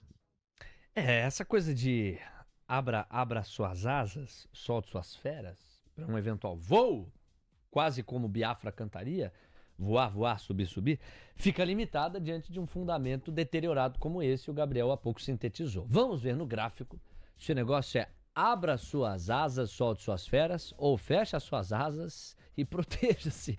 Vai lá, Coutinho, o que a figura gráfica está sugerindo? Bora, Leozinho. Pessoal, baixista, não precisa nem falar, né? Se você puxar, eu tô com o histórico aberto de setembro 24. Então cai, lateraliza, cai, corrige, cai, lateraliza, cai. Então não mostra nenhum sinal. Espero verdadeiramente que ninguém esteja posicionado nesse papel, pelo menos em ponta comprada. O ativo cota 2453, o seu último suporte é 2364, mas nota que esse fio aqui, ele é antigo, eu já tenho uma nova figura gráfica para refazer, então na verdade o que o 2364 seria fundo, na verdade você está falando de 19, 13 e até R$4. Ou seja, a gente teria que adaptar a letra, teria que ser algo como abro para queda, atenue a queda. Fuja dessa asa. O momento é complicado. É um cai, lateraliza, cai clássico. Vamos falar de Cury. A companhia apresentou lucro líquido de 165,8 milhões de reais no quarto tri de 24, uma alta de 3,4% em relação ao mesmo período de 23. Já no acumulado do ano inteiro de 24, o lucro líquido alcançou 649 milhões. É a linha oposta, né? Foi um avanço de 35% perante 2023. O EBITDA ajustado somou 238,5 milhões de reais, uma alta, isso no quarto tri, uma alta de quase 24%, e a receita líquida foi de 1 bilhão, 1,03 bilhão de reais no trimestre, alta de quase 28%. A Cury está planejando mais um ano de crescimento pela frente, como resultado da demanda aquecida de compradores de imóveis dentro do Minha Casa Minha Vida, o que chega a garantir alguma receita recorrente para a companhia. E também das mudanças nos planos diretores de São Paulo e do Rio de Janeiro. Em São Paulo tá assim, gente, como é o Brasil inteiro que se liga aqui na TC News. Em São Paulo você tá andando, tropeçou, obra. Tá subindo prédio, continua. Meu, quanto tempo, hein, Léo? Eu já brinco com isso aqui no ar faz alguns anos. Impressionante. Não para de pintar construção em tudo quanto é canto. E na última decisão municipal, houve uma flexibilização do plano diretor que incentiva ainda mais construções. A Camila Nascimento vai trazer pra gente os papéis de Cury 3. O gráfico já tá na tela. Na sequência, o Gabriel comenta o fundamento e o Coutinho arremata graficamente. Pois não. Cury subindo 2,98% aos R$ 22,13, Léo. Vamos lá, Gabriel. Olha, Léo, a Cury, se não é minha filha, ela é um sobrinho, né? Porque, assim, é uma empresa que eu gosto bastante. Acho que é uma empresa que está dentro do grupo da Cyrela, né? A Cyrela, para mim, é a melhor construtora do país. O que a família construiu lá, a família Horn, é realmente algo admirável, né? E esse resultado da Cury é um resultado que é dentro da expectativa do mercado, porque o mercado já tinha uma expectativa muito alta. A empresa apresentou um ROI de 61%, isso é muito forte. Vale lembrar que só um destaque aqui, porque a pessoa que olha só para essa métrica aqui do ROI vai falar, pô, a Cury teve um ROI de 61 e ontem a Direcional apresentou o ROI de 33 e você falou que foi bom o resultado também. A Cury, ela tem uma conformação um pouco diferente, né? Então, o ROI, ele é o retorno sobre o equity, né? Então, quando a gente olha para o equity da Cury, ele é um pouco menor por conta da questão dos terrenos. A Cury, ela não necessariamente tem ali os terrenos bucados, tem umas divergências contábeis, então você tem uma diferença, por isso que esse número nela acaba ficando sempre muito maior do que nos outros. Mas mesmo assim, a empresa teve um fluxo de caixa de 207 milhões de reais, um yield anualizado de 13%, uma posição de caixa líquido de 430 milhões de reais. Então, assim, realmente, olha, muito forte. A empresa começou o primeiro trimestre de 25 com um volume de lançamento de 2,8 bi de real. Então, olha, é realmente muito lindo de ver. E aí, Coutinho, o gráfico também é bonito de se ver, vai lá. Bora, lindo. Olha só, Cury, se você pegar o histórico dela, é um papel bem pianinho, né? Ou seja, você tem aqui teu fundo na casa de 17 e a sua máxima na casa de 24. Então, sai de 17 para 24, deu uma oscilada, foi a 24 de novo, depois volta aqui a questão do 17, foi agora levemente abaixo de 24, faz um movimento de correção. Então, aqui, quem está posicionado, ficar só um pouco atento, porque esta figura, ela me sugere uma figura de cunho baixista, no caso aqui é um pivô de baixa, e me sugere uma figura baixista também, o fato de eu estar na parte superior do gráfico, aí faria sentido esse cara pegar e retornar. Então, por favor, só peço que fique atento. No caso, cota 22,22, o seu ponto de corte é R$ 20,76. Abaixo disso, azeda. 10,48. Vamos lá, Gabriel, você separou mais 2 destaques, serão os seus destaques finais. Um toca, por exemplo, em Aura 33. Vai lá, no pique.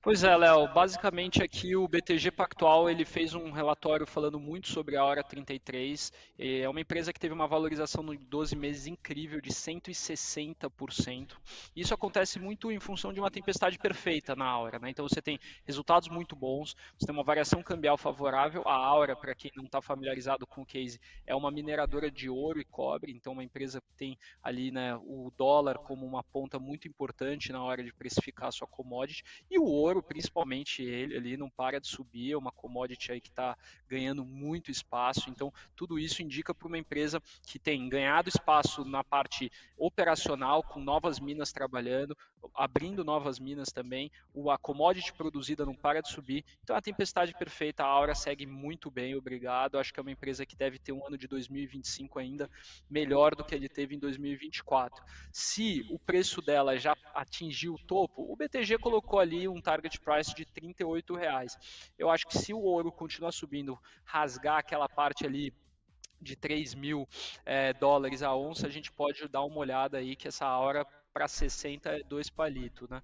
E agora falando um pouco da HBRE, a HBRE é uma empresa que tem uma liquidez muito baixa, né? A HBRE3 é uma incorporadora aqui em São Paulo, na verdade ela tem desde a parte de incorporação até a parte também de aluguel de apartamentos, enfim, é uma empresa imobiliária, né? Como a gente fala, ela veio com um resultado fraco, mas ao mesmo tempo eu chamo a atenção dela porque o valuation dela está num nível muito baixo. A empresa está negociando a 10 vezes o valor 10% do valor patrimonial, 0,1% preço sobre o valor patrimonial. Então, assim, realmente o resultado pode ter vindo abaixo da estimativa, mas está praticamente de graça, né? E como o Léo comentou, São Paulo não para de subir imóvel. A HBRE tem imóveis aqui na rua Pedroso Alvarenga, onde fica aqui o escritório da Santa Fé, então não sei se está muito puxado aí para baixo esse valuation já na HBRE, Léo. Gabriel Junqueira, muito obrigado. Um abraço, a gente volta a conversar amanhã. Eu que agradeço, muito obrigado, pessoal. Fiquem atentos que mais tarde tem conversa com o Sérgio Machado da Maga Investimentos no Almoço de Negócio. Grande atração do almoço hoje. Boa, Gabriel, tamo junto. Gabriel vai ser um dos entrevistadores junto do Vini e toda a equipe. Se vira na FIBA, novo quadro. Se vira na FIBA. Por quê? Eu tenho 25 pedidos, o Alex Martins já tá lá. O Supremo Tribunal do TC já vai mandar e-mails. Olha, tá demorando, tem que ser mais rápido. Então é no pique, tá bom? Sim, senhor, chefe. 4 pedidos. Itube 4, se vira na FIBA. Itube 4 na tela, pessoal. Itube 4 perde uma LTA, lateraliza. A lateralização não descarta ainda o seu movimento de alta. Quem está comprado permanece bem comprado, apesar dessa lateralização. Objetivo R$ 34,69. Não pode perder. Só um instante, meu amor. Não pode perder 31,63, mal educada. Vamos lá, se vira na FIBA, SUSB 3, mais um pedido. SUZB 3. Double clique nesse cara, baixistão, cai, corrige, cai, senta em R$ 55,55, objetivo R$ 53,31. Se vira na FIBA agora para BBSA3. O BBASA3, né? O nosso ouvinte aqui digitou errado. BBAS3, Banco do Brasil, no pique. Baixista, tem um envelope de baixa já extremamente bem formado. Sua confirmação se dá abaixo de R$ 27,08. Mais conservador, R$ 26,73. Objetivo, 2587, 2513. E agora, 2 pedidos aqui dos membros do YouTube do TC. Mais cedo, a Apvida foi bastante requisitada. Vamos pro gráfico. Se vira na FIBA. HAPV3. Eu vou... apareceu, se a plataforma deixar. O ativo cota R$ 2,09. Se você pegar o histórico, o ativo está em acumulação, região de compra. Aparentemente encontra seu fundo, porém não consegue montar uma figura gráfica. Deixaria como ativo de manutenção e muito cuidado. Cai, lateraliza, cai. Já tem um envelopezinho de baixa formando, perdendo esse suporte do 2,11. Para fechar, B3SA3, Helder Savi, também membro do YouTube do TC. 3SA3. Double clique nesse cara, pivôzão de baixa. Tira um pouquinho de zoom. O ativo na região superior, distribuição venda. Cota 10,45, seu objetivo é R$ 10,17 e aí objetivo final 9,21 com o pit stop a 9,73. Obrigado, Coutinho, um abraço. Obrigado, queridão. Bom dia pra você. Tchau, tchau, pessoal. A gente se vê com o Vini à tarde. Agora você se vira com a Fiboninha que ela ficou chateada aí, viu, bicho? Mas ela foi mal educada, eu vou bater um papo com ela. Pode deixar aqui. Tchau, valeu, Coutinho. Ele tem um encontro. Quem tem um encontro? O Moreno. O Moreno tem, eu tô sabendo. É com a Priscila. Vou bater um papo. Sua sogra. Valeu, tchau, Coutinho.